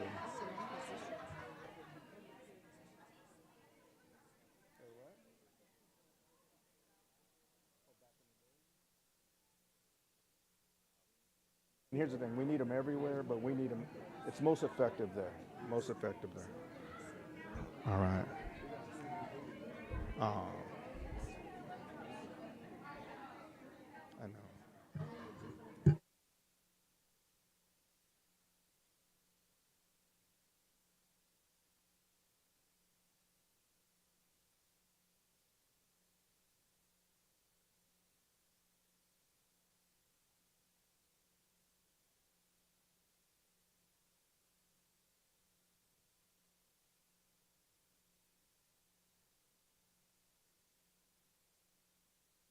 All right, folks, welcome back. That was a nice celebration, and I love the balloons too. Look great.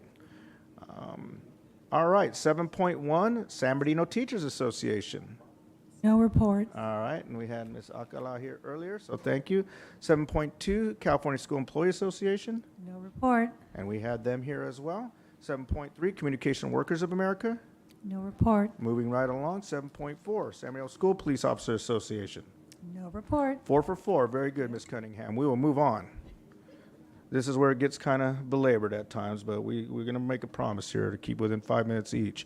8.0, board comments. We will start with 8.1, board members, and let me see. We are starting with Ms. Abigail Rosales Medina, and then we'll move from her to the left, and then back over to Dr. Rogers and then myself. No, I just first of all want to say I'm really excited and happy to see that we're bringing awards back and get to see all the families and the faces and all the staff members that are being recognized for the hard work that they're doing. So for me to have that come back, I just love it. And honestly, and I know it's a different situation now, but I actually loved how we were right there on the edge. And as they would come down, kind of like one of those, the Price is Right, you know, they'd be coming on down and then standing in the front for those, or a quick picture there. But again, I just want to say how excited I am that we're having this back. And then I also want to, say thank you to all those that were, acting as superintendent. You have done an amazing job, and I'm really excited to have Dr. Funches as well. I've heard many great things from each and one of you that has served. So I'm really happy to see many of your strengths that I hadn't seen before in other areas. And this way, it's just like you blossomed in a whole new light for me. So I just want to say thank you for doing the work that you've been doing. So thank you. Thank you, Ms. Rosales Medina. Dr. Flores? Thank you, Dr. Wyatt. And I echo what Ms. Medina also said. It was so exhilarating to see and showcase those 3 schools. We have to brag more. We have to. Those are only 3. I know we have more. And it's important for us to honor all the work that everyone is doing and celebrate it. And also, like you said earlier, Ms. Medina, they're transparent. They know that they have to grow, and that was really important.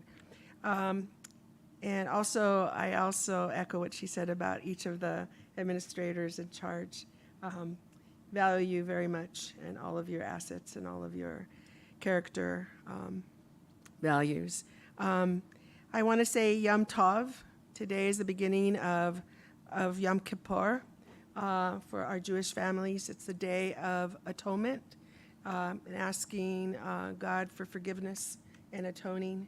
And so I want to say Yom Tov to our Jewish families.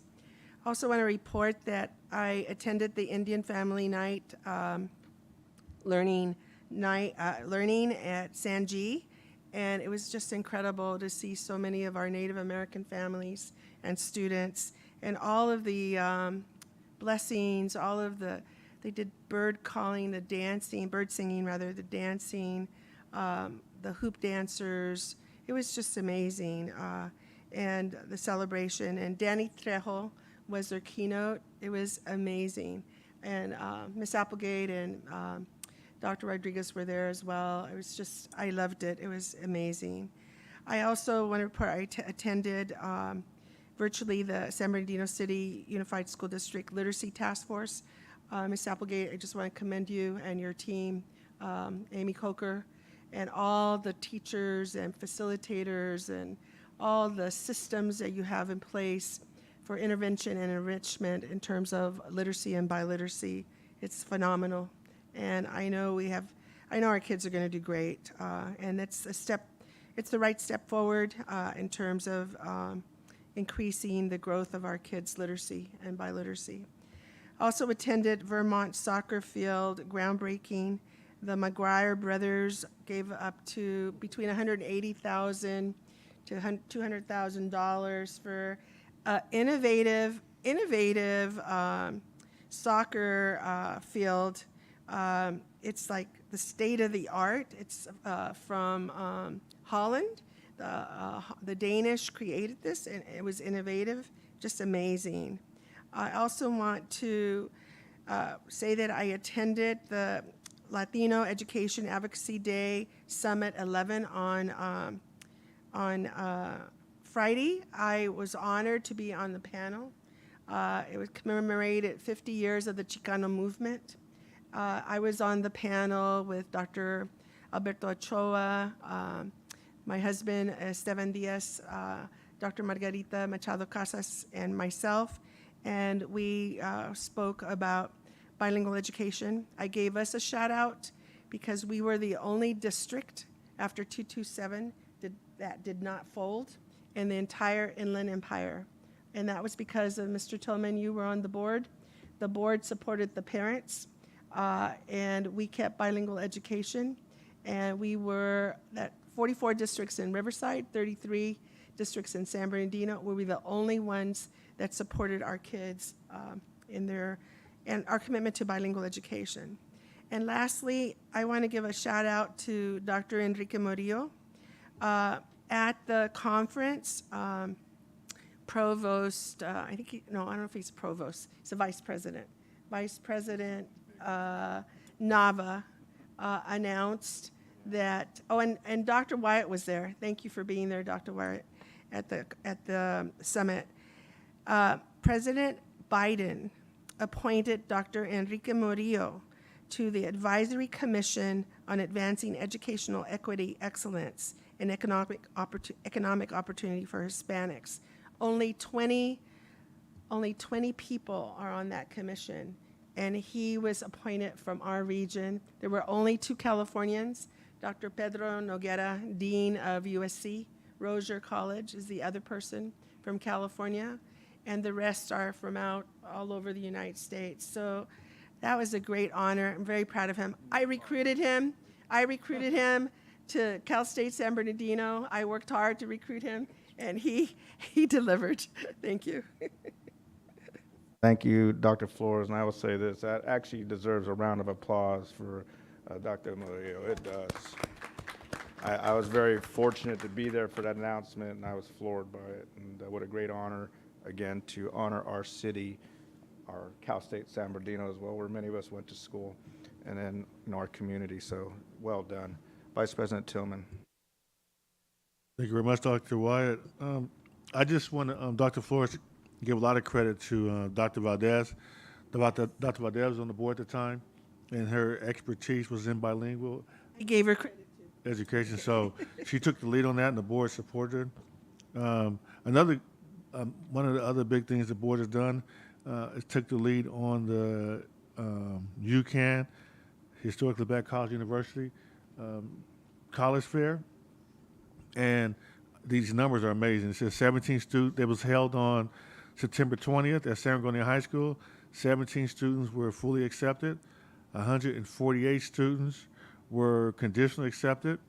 19 students received full ride scholarships, and 63 students received some sort of scholarship. And yeah, that's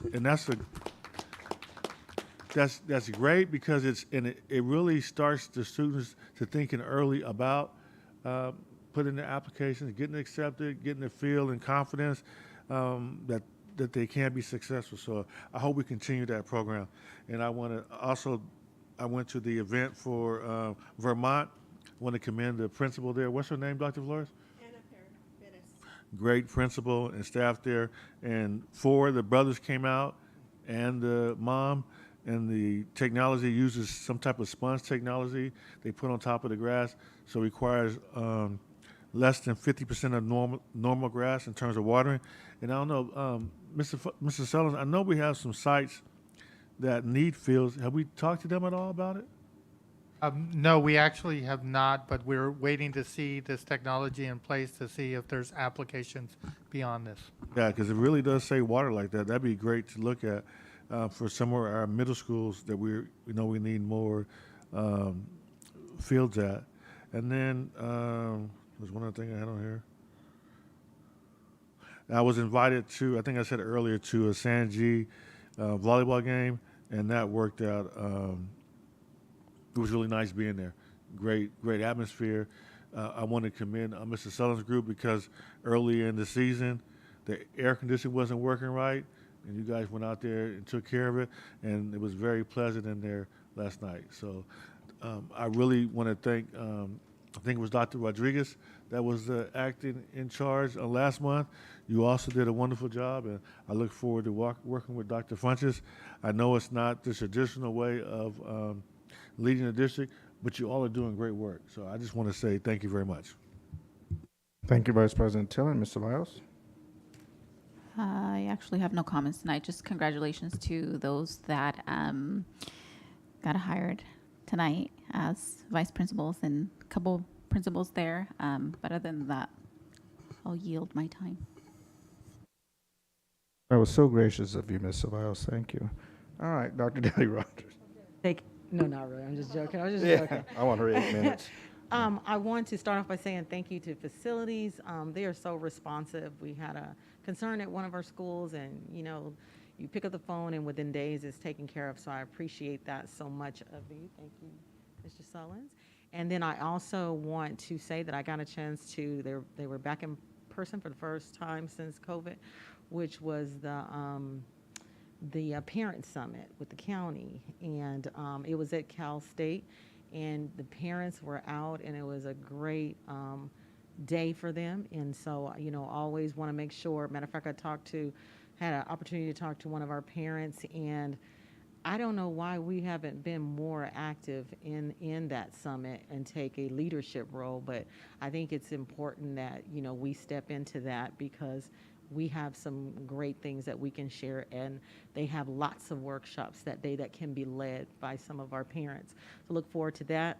As many of you know, I also serve on the Symphony Guild, but I had to forego for Mr. and Mrs. Cardinal. But I did, when I was sitting there, and again, I know the work that, have no idea the work that goes into it, but it looks like a lot of work.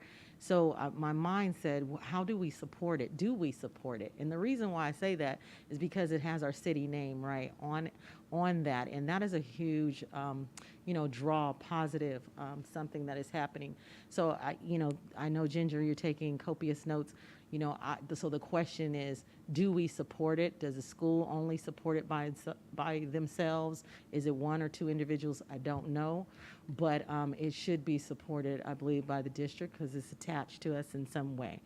Then lastly, we're constantly, if you drive by our schools, you do know it gets a little difficult in the morning, drop-offs and things like that. And we've talked about it before.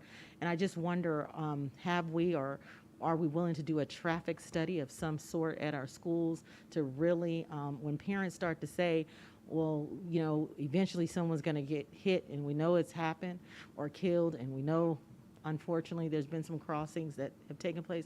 We really need to look at that under our safety, right? And so the same thing with the comments that came tonight under safety. Our school sites, I don't know. We have so many things on the agenda, but are we looking at our entire schools as well for the fencing as a whole, or is it a case by case? And case by case sometimes just gets delayed. So that's 2 studies, traffic studies for our school for the drop off and pickups, and then also a some sort of safety study in reference to what we're hearing about our gates, our fences, our open spaces. And those are my comments. Thank you. Thank you, Dr. Daddy Rogers, and Ms. Rosales. Can I add just, I know Medea. I only did like a minute and some, but this has been on my mind, and I do want to mention this. I just want to make sure that, at least in my part, I send prayers, and I stand with the Iranian women and the violence against women and children and those that are over there right now. I have been following it, and it just breaks my heart. I just want to say that, at least for myself, that I do support, especially for those that have families here in the school district, that definitely support you and your family. Thank you, Ms. Rosales Medina, and I will try to move quickly through my comments. And it's always nice when we're out there looking at our programs and even our partners, our charter schools that we authorize. And I happened to be out at the site where Savant Prep is this morning actually, and I saw a gentleman walking around and checking the grounds to make sure they looked nice. And I said, hey, I asked him his name, and I said, thank you for looking at our grounds and making sure they always look nice. And his name was Brian Parker on our Williams compliance team. So it's always nice to get to meet our employees and tell them thank you. And I wanted to say that for him because he was out there. And what caught my attention because he was like walking down this little thin corridor between like the classroom and the chain link fence. And I was like, what's this guy doing, first of all, right? But it's because he was making sure everything was clean and neat. So much appreciation to him and our team out there for doing that. Just really want to say thank you on behalf of our San Mateo County Superintendent School Superintendent, Mr. Ted Alejandre, on allowing us to utilize the PDC today for our management and classified management meeting. So we always appreciate coming here. It's a wonderful facility, very, very nice.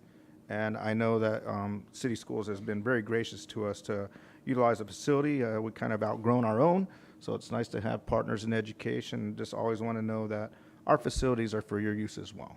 So please know that when you guys are booked up, we want to answer the call too. So I was fortunate to be able to attend the Sheriff's Community Rodeo Appreciation Dinner, and Dr. Rogers was there as well with me. And the one great thing about our relationship with our local law enforcement agencies is the collaboration and support, and so I just want to say thank you to Sheriff Dykes as well as the Sheriff's Department on always supporting our student programs and being a partner in education and providing the safe routes to school, because a lot of us don't know, but a lot of our streets that go to our schools are actually patrolled by the Sheriff's Department. So they're our partners as well with our safe routes to school.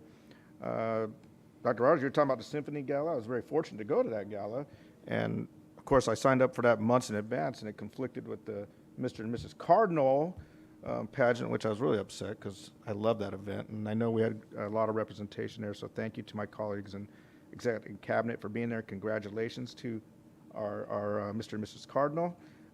But the gala, the Symphony Gala, was an amazing event. Really, I'll be honest with you. Wow, they did an amazing job. Dr. Rogers, to the team over there, class act, and we raised a lot of money for our kids. And Ms. Ontiveros was there as well. And so thank you for joining us, Ms. Ontiveros. I'm sure you would concur. It was an amazing event. Wow, I just feel so fortunate to be able to be a part of that and to really push our visual and performing arts for our kids. And we had performance there by one of our students, and she was just knocked it out. Lead, as well, as Dr. Flores said, I just wanted to say thank you to her and her husband for being on panel there and representing our city school district and our board and our community, and that was amazing. Gosh, let me tell you, that was another absolutely amazing event. They knocked it out of the park, and that's what I want to see in regards to our community. But the one thing I want to see is more of our students there, right, Dr. Flores? We want to see our students there enjoying that event. Our students were missing. Yeah. Next time, let's make sure we have our students. And plus, we were sponsors. Right, we were sponsors. We're and sponsors. We were and on thank you to the district for sponsoring that. And also, if they can attend in person, they were doing a virtual, live presentation of it. And even if we can attend, and I said this for my own students, I was like, darn it, we missed out on that opportunity. So I know for next year, I want to have my students participating here and the county. 93 high schools. And I don't know how many millions of people globally. There were millions of people globally who were at that event. And kudos to Cal State San Bernardino. Wow, and their new San Manuel Student Activities building. It's gorgeous. And the Class Act program, I'll tell you, Class Act program, good job, Cal State San Bernardino. And I'm getting close on time. Also, I was able to attend at Cal State San Bernardino, same building, California Native American Recognition Celebration. And Ms. Weber, I know you're out there, Cinder, and you're going, Scott, where were you at the dang breakfast? I couldn't make the breakfast, but I made sure to go see the students.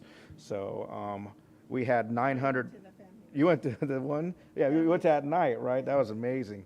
And that's where we were at the other event. So we were everywhere that night. That was good. But 900 students, I want you to know that 900 of our students, our students were there. So they got to participate in that event, but we want them at all events. And big kudos, and this will be my last thing because I'm almost out of time. Congratulations to our San Bernardino City Unified School District Explorer program and our cadet program who placed in second, third, and fourth at the Riverside PD Explorer competition. They had 8 scenarios that they worked in.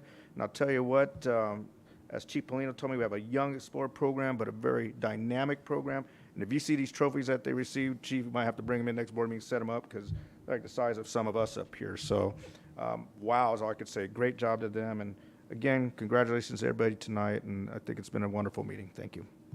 All right. We will pass it on to 8.2, Administrator in Charge, Dr. Funches.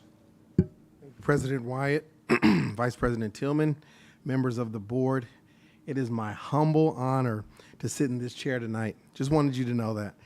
I have followed 3 other administrators in charge, Mr. Harold Sullins, Mrs. Anna Applegate, Dr. Sandra Rodriguez, who have each set an example and have led well. I want to thank them for contributing their individual strengths to this collective leadership that board you have approved. I have learned a lot from watching them come before me. I'm very appreciative, and I trust that, and I'm happy that you've placed your trust in me for the month of October.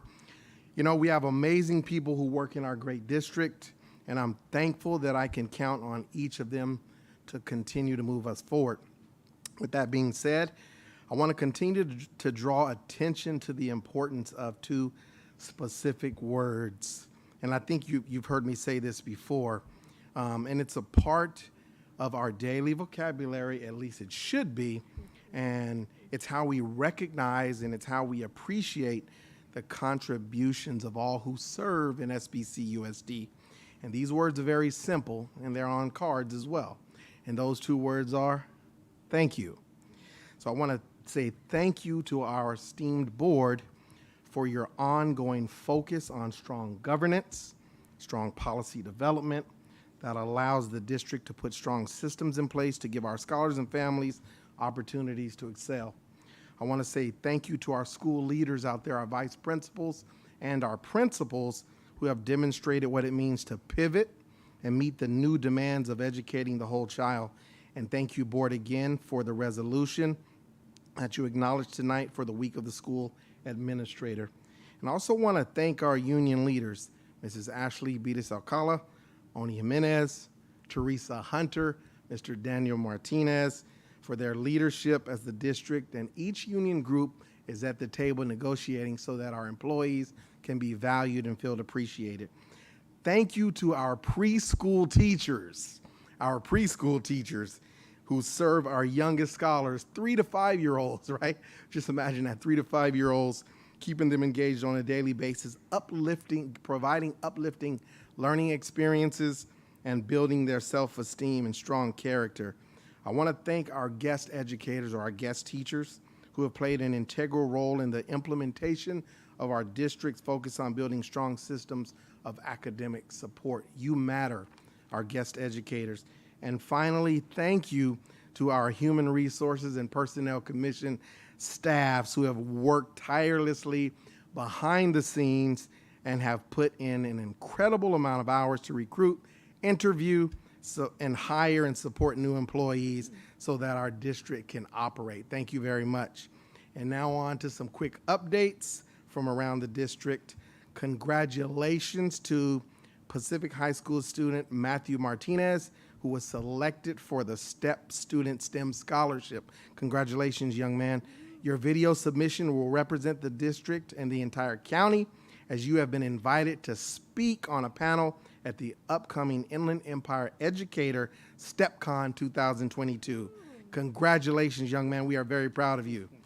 The LEAD Summit and Dr. Flores last Friday at Cal State San Bernardino, as you have heard, hosted the Latino Education Advocacy Days, or LEAD Summit, which featured celebrations and presentations to commemorate 50 years of challenges, accomplishments, and continuing quest for educational equity. The summit included keynote address actor and director and comedian, author and Chicano art collector Cheech Marin, who was a comedian that day, right? He was very funny. Several notable presentations were made throughout the program, including a panel discussion entitled "In the Name of Cultural and Linguistic Pride, the Impact and Promises of Bilingualism, Bilingual Education," which featured our own Dr. Barbara Flores. Thank you, Dr. Flores. Clean Air Day is tomorrow. The Board of Education, once again, passed a resolution in support of Clean Air Day 2022. So we encourage everyone, do a couple of things. For example, walk instead of driving, if that's your cup of tea, right? Carpool, take public transportation, plant a tree, or just tell someone about the importance of clean air. And then finally, and consider visiting cleanairday.org to take Clean Air Pledge. And I have a few more. Mr. and Mrs. Cardinal, on Saturday, September 24th, our community again rallied around the students from San Bernardino High School who competed in the Mr. and Mrs. Cardinal pageant. We want to take a moment and give a special shout out and thank you to Mr. Jamie Rios, who pours his heart and soul into helping students build confidence, develop professional poise, and value giving back in acts of community service through this program.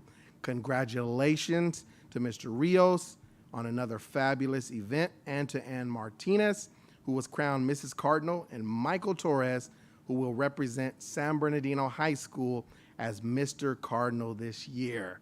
Congratulations to you. And then a few more. Cajon High School has 2 new Link Learning Silver Pathways, Automotive Technologies and Theater Arts. To be designated as a Link Learning Silver Pathway, a school must demonstrate that it has included programmatic elements and provide a high-quality college and career learning experience for our scholars. And congratulations to Mr. Roger Light and the team of Ms. Carol and Mr. Gary Griffiths, along with each member of their pathway teams, for achieving this important benchmark of quality. Congratulations, Cajon High School. And then one more, late start. That's on everyone's mind. Our late start survey. This week, we will ask parents to weigh in on 3 options for implementing requirements for Senate Bill 328, or what is known as late start. We put together a short survey that will be sent to our families in multiple ways, and we want to be sure that you, our community, have voice in our late start implementation. The survey will not only capture their preferences and the options available, but also the issues that you are most concerned about as families and this community. We anticipate opening the survey this week, most likely on Friday, and we will leave that survey open for at least a couple weeks, maybe 2 weeks or 10 days. I want to thank our board once again for your tireless efforts, your dedication and commitment to this district, and your trust in us as AICs leading the district. Thank you, Dr. Wyatt. Thank you, Dr. Funches, and yes, 2 words, thank you. And I was kind of smiling and laughing over here when Dr. Funches was saying that, because, one thing and it's the week of the administrator, and, definitely our executive cabinet, one thing I've learned about administrators and folks in high levels positions, we're very competitive, right? It's just our nature, which is fine, right? As long as we're competitive and then work as a team with that competition. And we're doing graduation speeches, and Dr. Funches and he said, thank you. And I really remembered that. And I said, good job, Funches. And I said, well, I got 2 words too. You remember what those were? Yeah. Hard work and dedication, right? So we try to keep it simple, but with strong messages, right? And so I appreciate that, and you motivating me as well when I get up there, as well as the rest of our folks that speak at our graduations, because it is a special day. I have to apologize. I forgot 2 things real quick. I just wanted to say thank you to our mariachi and folklore program. It is up and running, and they're posting every week, and we are having outstanding results in participation. Oh yeah, Dr. Flores, you got to get out there and say it. Even to the rest of you, they're posting it on social media. Watch, because we've made the mark, right? We want to be the best in our area and the best in the empire, and we will be. But they are well on their way. So I just want to let you guys know that. They said maybe March, April, I think is what they said. Give them some time. We're new. We want to make sure they get that confidence and their skill level up. But, we're going to have them present. Of course we are. That's a given. And then, I talked to a few folks about this. I know, there's some religious connotations to it, but also to continue with our celebration of our heritage and our cultures. There's a Dia de los Muertos celebration at Cal State San Bernardino. I just happened to meet some folks when I was out to lunch the other day with Enrique Murillo, Dr. Murillo, and he introduced me to some folks, and I was like, wow, I've always wanted to see if we could do something like that. Because I know I was out in Mexico last year for Dia de los Muertos, and it was just amazing. If you've ever been there in Mexico and you get to see it, it's like any great cultural event. It's amazing. So I believe it's November 6th. I'll get the flyer to us, but they have, and you probably can say this better than me, the Festival de Calaveras. And is that the decorating of the skulls? Yeah. Yeah, and I like that. I ain't gonna lie, I didn't know what it was. I didn't know it was called that. But they have these great art competitions, and they have a great art show. And I know it's late now, but maybe next year, VAPA again, we could have our kids compete and design some of those and submit them. But and then they look for sponsorship there. I think it'd be a really fun event. At least I know I'd like to go to that. But I just wanted to throw that in there, my little 2 cents. But it was exciting. I'll send you the link, because you have to see this artwork that's been done. It is so cool. It is really cool. I want to go buy one now, because some of my staff like them, so I want to buy them for them. All right, we'll move on. 9.1, approval personnel report number 6, dated October 4th, 2022, which contains actions such as hiring, retirements, resignations, promotions, and terminations. As presented. Thank you, sir. So moved. Second. It's been moved and properly second. Any discussion? Great, let's vote.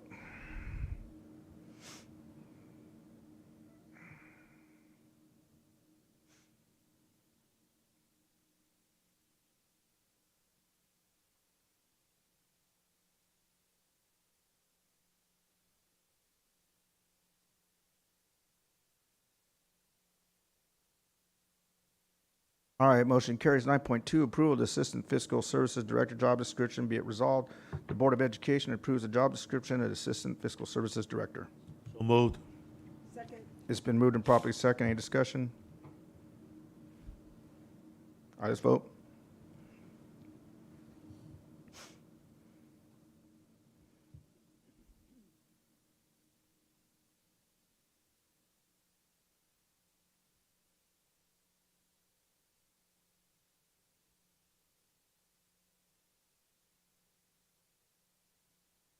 All right, motion carries. We'll move on to 9.3, approval of the proposed SBSPOE bargaining agreement.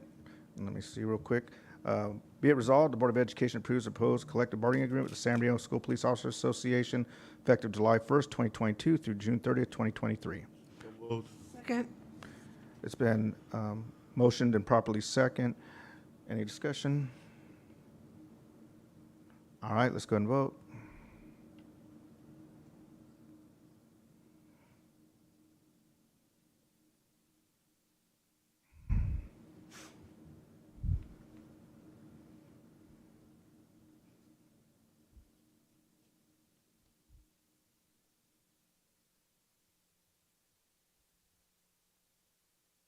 Okay, motion carries. Move on to 9.4, approval of the proposed SBTA bargaining agreement. So moved. Oh, sorry. All right.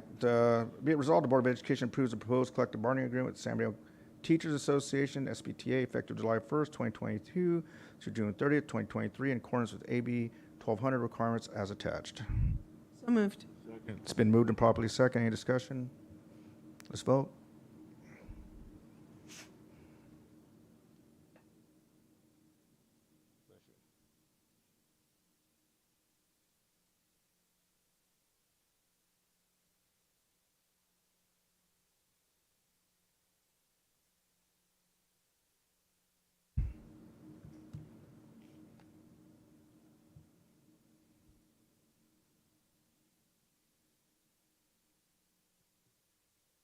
All right, motion carries. We'll continue to move on to 9.6.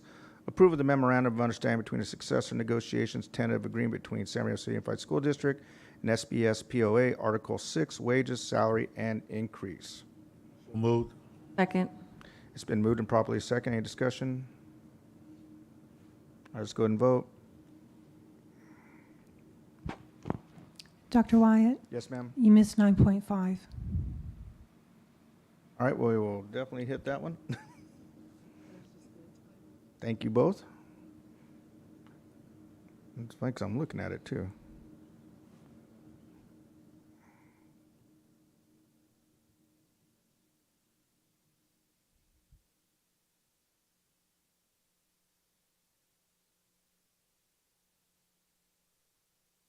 Aaron, are we doing 9.6? There, Okay. it just popped up. Okay, I'll go back to the next other one.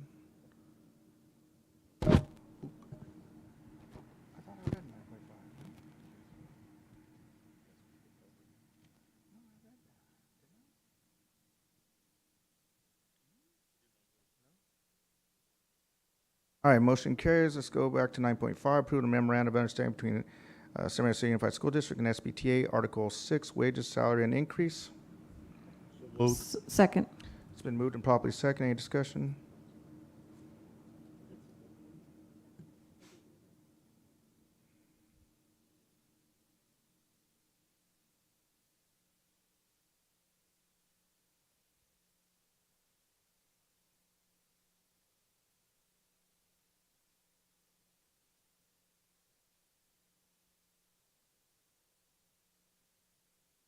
Okay, motion carries. 9.7, approval of the proposed increase in salary, all management personnel, certificated and classified.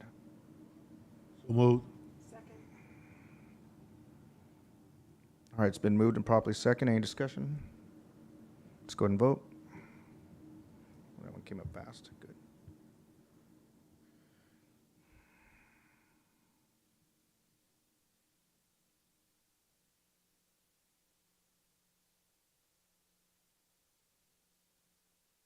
Okay, motion carries. All right, and 9.8, let me give a little bit time here. Revisions to Board Policy 0420.4, Charter School Authorization, first reading. We have two options. The board, we want to get consensus to waive and adopt it as is, or if we want to request changes. You asking us questions right now? Yes, there is actually two options for us. So, and just looking at them, I had a question on, it's a lot of verbiage, and I want to know where did it come from? You know, where the input, is this, because I know when we have the mandated, and there may be some mandated things as well, but quite a bit of verbiage in there and a lot to digest as to what we're changing out or what the meat of it all is. So I kind of need more than reading it. I'm not the charter expert, but I know there was a lot of things moved around in there. Okay, thank you, Dr. Dowdy Rogers, and it looks like Ms. Applegate. We have Yes, so many of the changes were in response to the new, well, it's not new now, but updated charter school law, AB 1505.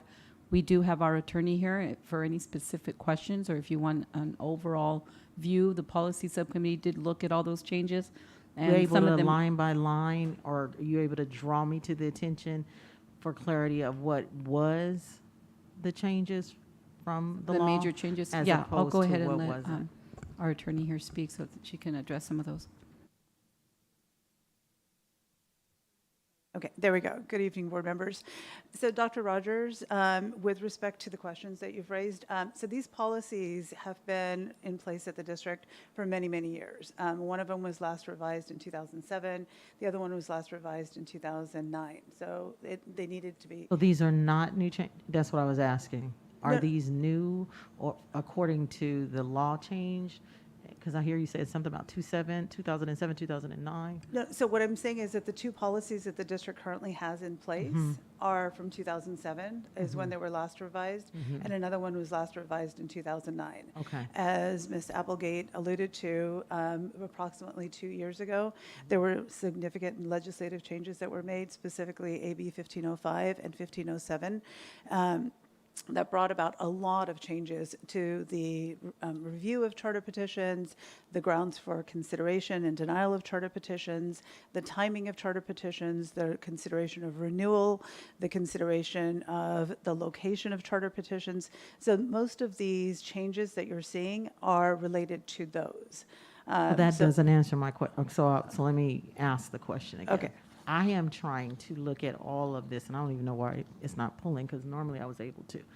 I wanted to see, because it was a lot of corrections. Right. I'm just wondering which were which, to make it a little bit easier. Okay, so for example, there used to be, and on page 5, if you look at charter school authorization BP 0420.4, and you look at page 5, there used to be 6 grounds for denial of a charter petition. Now there's 8 grounds for denial of a charter petition. Sorry, go ahead. So, for example, I was saying there used to be 6 grounds for denial of a charter petition. Now there are 8 grounds potentially for denial of a charter petition. If you take a look at page 5 of the BP 0420.4, you'll see 7 and 8 that are noted at the bottom. Those are 2 of the new grounds for denial of a charter petition. Okay. Additionally, but prior to these being brought to the full board for consideration, there was a subcommittee of the board, including Dr. Flores, Ms. Medina, as well as Ms. Ceballos, that looked at all of the policies, went through a comprehensive review of all of the proposed changes, and that's how they came before you.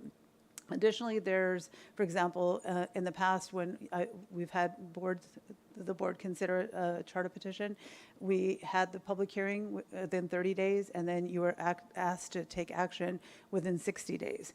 Now those timelines have been extended, and so now the action, or the public hearing is within 60 days, and the action is within 90 days. There's also additional changes. For example, in the past, there was no requirement for the staff to submit a recommendation to the board, and for that staff recommendation to actually be posted and provided to the petitioners at least 15 days prior to the board taking action. So that's included as well.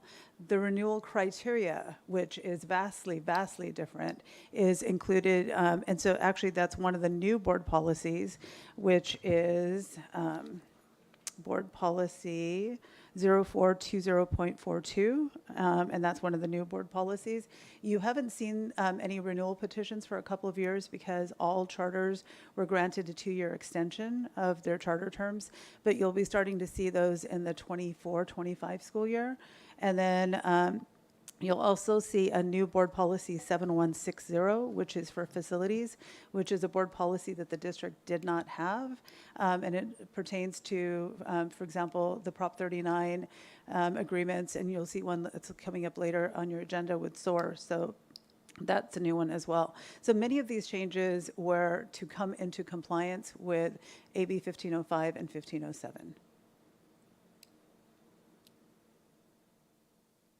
Okay, so again, my request is, I still don't know which is which, right? I understand that it did change, and I guess it's almost like I need to go back and look at what it is, and I'm not gonna do that. Yeah, and I you know, just Dr. Rogers, I wanna- looked at it I right now, just there's a wanna, lot of yeah, information, and I right? just, and, you know, even if this bullet said, this is the green part is the law, you know what I mean? And then it's our changes. Then we see, what is what, unless the. Yeah, and then I know we have a few lights on here, Dr. Flores and Vice President Tillman. And is it more about this? I would, right now, I would recommend that we approve it and then move to as a first reading, and maybe move as a second reading.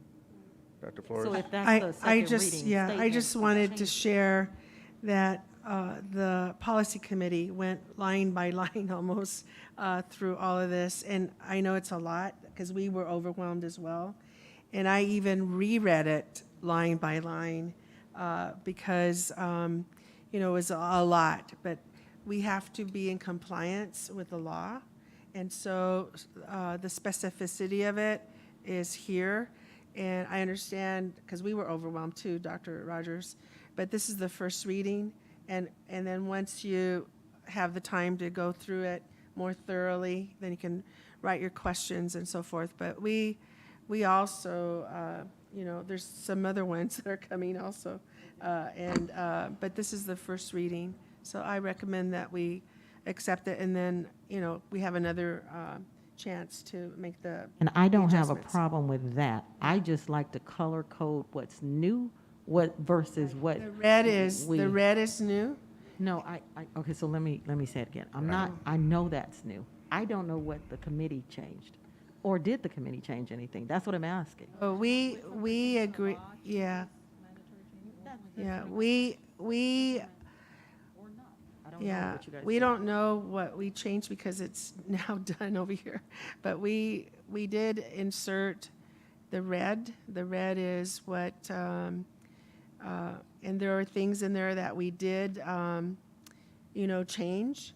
But that's what you're asking, but it's not noted here because it's all red. Who noted it?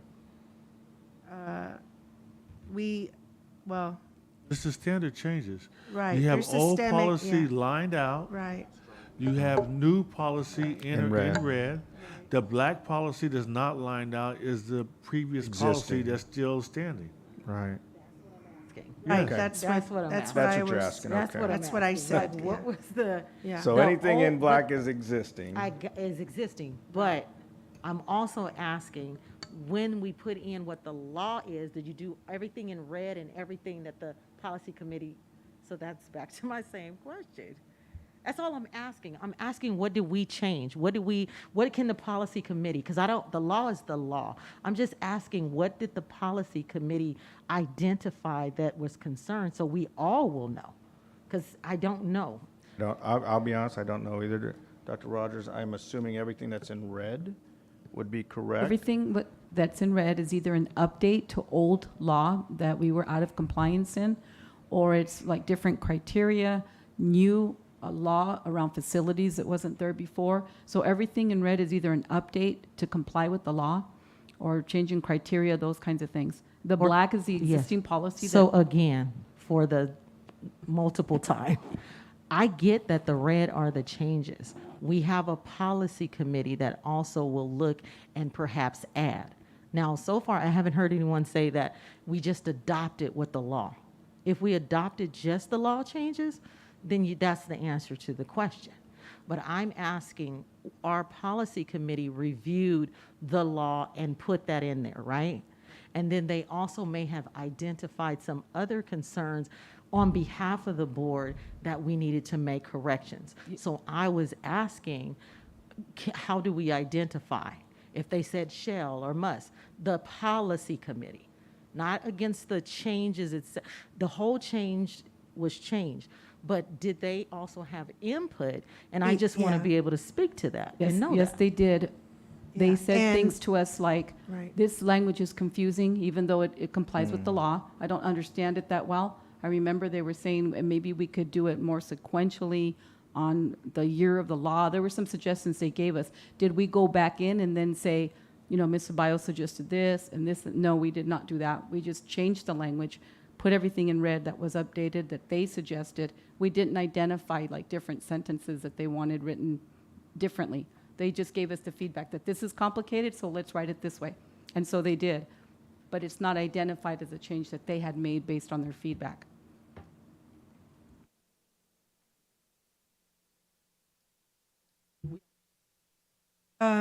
What we've done, Dr. Rogers, also, they would put a strike on the red, and then we would go back and change it. And so what they've presented to you are the changes. So I don't know if we captured that, but if you want to know in the future, then that's a good idea that we strike So the we- red so right. that you know what words. Because you're reporting it back to, we're not on the policy committee, so we would know. So what you see here is what we came to consensus about in the red. I totally get Right, that. right. That's not But what I'm I questioning. get what you're totally saying. get it. For the Totally. following times, we'll strike it out in red and we'll put what language we inserted. How's that for revision? in Yeah, the I think we future? should just know what the policy Right, committee right, right, had right. a problem or a Right. representation of, so we know. I agree with you. Then we'd be we can, clear. going forward, we can strike out in the red and then put in the language that we changed. Yeah, that's easy to do. Okay, and to get us back into a point of order, we have some lights on here, so I want to make sure we respect the lights and our speaking order as well. And I would just say, Dr. Rogers, I would agree, we have the red, which is mandated language, and then if we have any particular language that's amended by the bylaw subcommittee, 'cause we've done this before, we'd normally put it in green. So we'd have two different amendments within there, so. All right, Dr. Flores, your light was on and you were next? Did you? I spoke out of turn, sorry. That's okay. Your light actually was next, and nobody had a light on when Dr. Rogers started, so I yeah, asked for yeah. discussion. So now Yeah. we are back in order. So Mr. Tillman would be next, and then Ms. Ceballos. In all the, number one, I think that we should always do like we did in the past, a first reading and a second reading of all policy. You guys did this thing last time where for some reason we adopted at a first reading. I don't think we should do that, to allow everyone who's seeing it on the agenda for the first time to read it. We agendize it, take comments from people after the first reading, and then do the second reading where we adopt. In the past, we never adopted on first reading. You never even took a vote on the first reading. It was just at the first reading. But then the other part is we have these committees, and these committees give directions. And it's been the board, and I'm not for it, but it's been the board direction that you guys like these committees. 3 board members go on there, and they give input, and they give direction, and then it gets codified, and the policy gets created, and it's presented back to the board. Now, the way I've dealt with not only this policy, but the other policy you guys have done like that, is to read the new changes. If there's something I have a concern with, I say I have a concern with it. Now, that part may be the part that the board gave guidance on. That part may have been part that was driven by the law, so it had to be written. But even the part that's driven by the law is not boilerplate. Is derived from the council reading the law and then giving us what their take on it is to put us into compliance. And it sounds like even with that, the committee tweaked it. But if you guys are going to have these committees, then you have to accept that this is something good about the committee giving us their policy recommendation, or else don't do it. We used to didn't have a policy committee that wrote policy from as far in terms of board members. The staff would create the policy as a first reading, present it to the entire board. The board would read it. If we thought we had changes, the board would talk about the changes in the first reading. Then it would go back for the second reading and come back to the entire board. And just what I thought is happening. I don't know what we get out of having a subcommittee of the board giving input to this policy before it comes back to us. Because there is no way you're going to be able to decipher what the board's influence, what the board's subcommittee's influence was and was not. And it's not fair to everybody involved. Either you're going to allow this board subcommittee to add and write this policy, or you don't. And I wish we wouldn't. What used to happen is the staff and council would get together, read what the changes are that had to be made, present the recommendations to us, and then the total board would input at the first reading. And that's what it should go back to. Because there's no way you're going to get what Dr. Rogers is asking for. It's too intermingled right now. So really, all you do is take this as the first reading. You go back and spend as much time as you want reading it. Bring it back at the next meeting if you think, hey, this shouldn't be like this, and you don't have to approve it at the second reading. You can ask for the changes and then approve it. But I think, to be fair to everyone, you just take this as the first reading, go through the whole part, bring up the concerns you had, and we'll address it with this agenda at the next meeting. Thank you. Thank you, Vice President Tillman. Ms. Ceballos? So a couple of things here. I'm not entirely, when I came to the board or on the board, the subcommittees were already established. So I don't know what the intent of the board was when they first developed the subcommittees. I see your point, Mr. Tillman, but I also see a benefit as well to having subcommittees. And that's only, a lot of these policies are very outdated, as we've seen. We would have a whole bunch of policies coming before the board in board meetings, or we just don't update them, which in some of these cases, they're really, really old, 2007. And so that's the benefit that I see having a subcommittee, that we're able to do it more frequently and be able to, we're not approving anything at the subcommittee, we're just giving recommendations, and it's still coming back to the board as a whole to be able to look at it. We have the attorney here, essentially we're doing this now. So I personally do find benefit.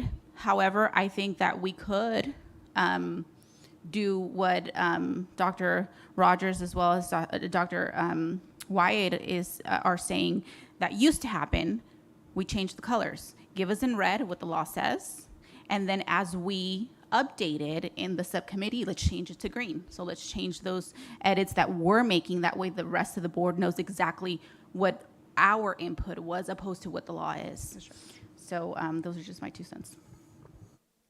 Thank you, Ms. Ceballos, and I think we've had a lot of conversation about this, and we've heard some good recommendations and some suggestions. I would recommend at this time, because we do have 2, 3, 4, a total of 5 of these. And like I said at the very beginning, we have 2 options, and what it sounds like I'm hearing is that we would approve this as a first read and then go back and then have a second read. And if, and again, if possible, if we can find out what the changes were made by the subcommittee, it'd be good to have them in green.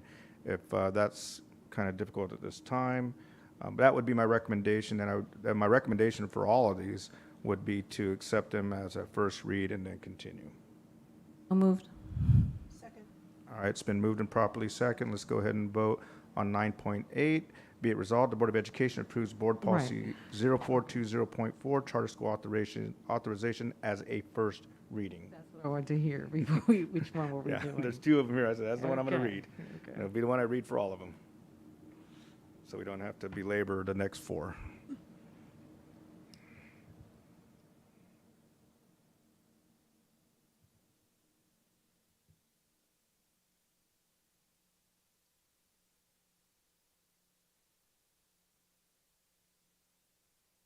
Mr. Tillman, we don't have your vote.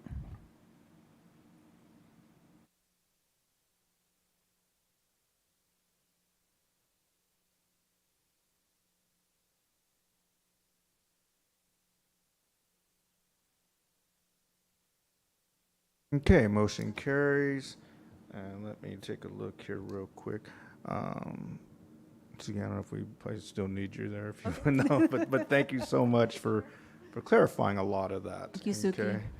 And I will just say, to address Dr. Rogers's comments and concerns prior to us bringing it back for the second reading, perhaps it'll be helpful if we create a table, for example. 1505, renewal criteria is noted on page such and such. 1507, location criteria is noted on page such and such. Would that be helpful? Yeah, I think so, because you Okay. said a table, but I just was really dealing with strikeouts, so.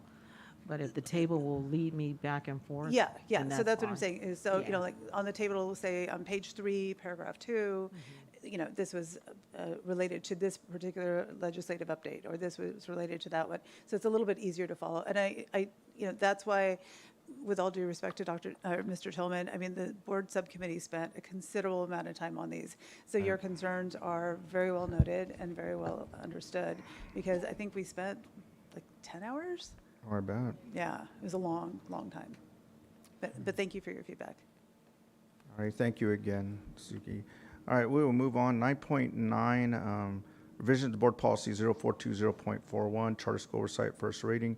Be resolved, the Board of Education approves Board Policy 0420.41, Charter School Oversight, as a first reading.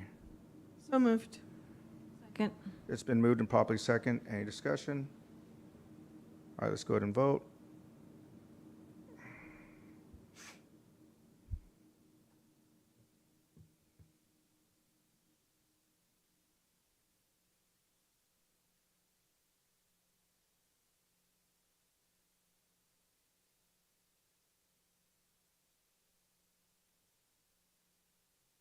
All right, motion carries. We'll move on to 9.10.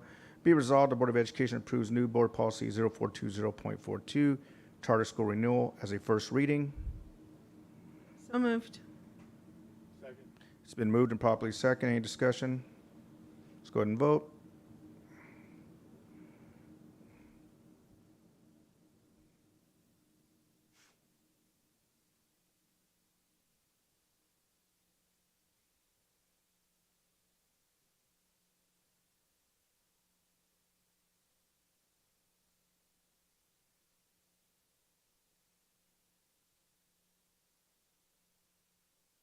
Okay, motion carries. We'll move on to 9.11. Be it resolved, the Board of Education approves Board Policy 0420.43, Charter Revocation, as a first reading. So moved. It's been moved and properly second. Any discussion? Let's go ahead and vote.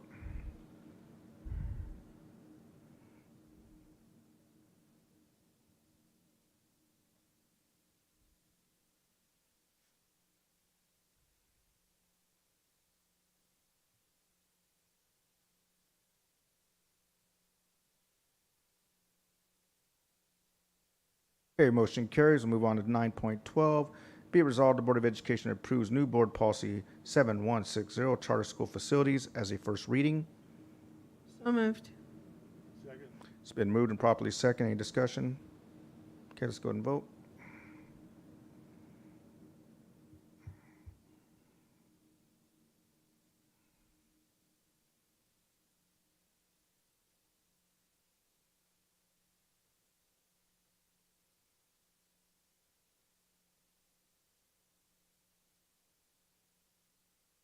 Okay, motion carries. Thank you very much. We'll move on to 10.0 consent items. 10.1 approval of consent items. So moved. It's been moved and properly second. Any discussion or items to be pulled?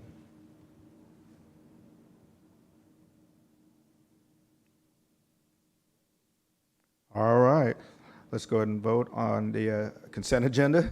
I should have said as presented.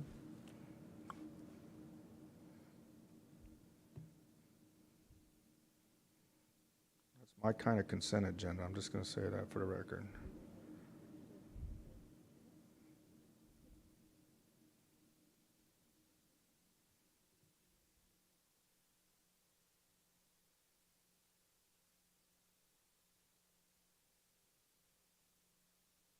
All right, motion carries. 11.0, review of board requests. 11.1, staff will review items, updates as requested. Ms. Ontiveros. Thank you, Board. Thank you, Dr. Wyatt. So this evening, there weren't too many of them. So Mr. Danny Tillman, and echoed by just about everybody on the board during the showcase, asked that we would consider opportunities for expansion of middle college, high school, and dual enrollment programs district-wide. Dr. Barbara Flores, also echoed by most members of the board, Gwen Rogers, Abigail Rosales Medina, and Mr. Tillman, asked that we would look into the issue about the sitting fees for senior photos, especially as they related to photos that were going to be contained in yearbooks, and that was during public comment. Also during public comment, Dr. Barbara Flores asked that we would provide an update on any plans for improving fencing in front of Arroyo Valley High School. And lastly, during public comment, Ms. Abigail Rosales Medina encouraged us to review the contracts that were referenced by Ms. Negretti in the report from the former CAPS director. Then Dr. Gwen Rogers later asked that we would look at participating in the Parent Summit that was held at Cal State San Bernardino next year. Also asked that we would look into how we would consider supporting the Mr. and Mrs. Cardinal pageant for the work that it does for students. Dr. Gwen Rogers asked that we would consider a study about safety at the pickup and drop-off locations for our schools, and then also a study on fencing and gates for all of our schools district-wide. Then Dr. Scott Wyatt, echoed by Dr. Barbara Flores, asked that we would consider involving students, or how we would get involved, how we would get students involved in the LEAD Summit next year. And Dr. Scott Wyatt also asked that we would consider supporting the Dia de los Muertos event at Cal State San Bernardino and encourage our VAPA students to get involved in that. Then lastly, in this last conversation, I captured that Dr. Gwen Rogers and supported by Dr. Barbara Flores would ask that on future policies that we would indicate which changes in the policies were required by the law and which changes were recommended by the subcommittee specifically for our district. And if that was possible for the current second read, that would be helpful, but mostly it was about future policy review. So those were the question or the follow-ups I recorded for you. Move to adjourn. All right, it's been moved and properly second. I don't think we have to vote, and I don't think we need any discussion. So let's all have a fantastic evening, safe drive home, and as always, may God bless you all. Good night. Meeting adjourned.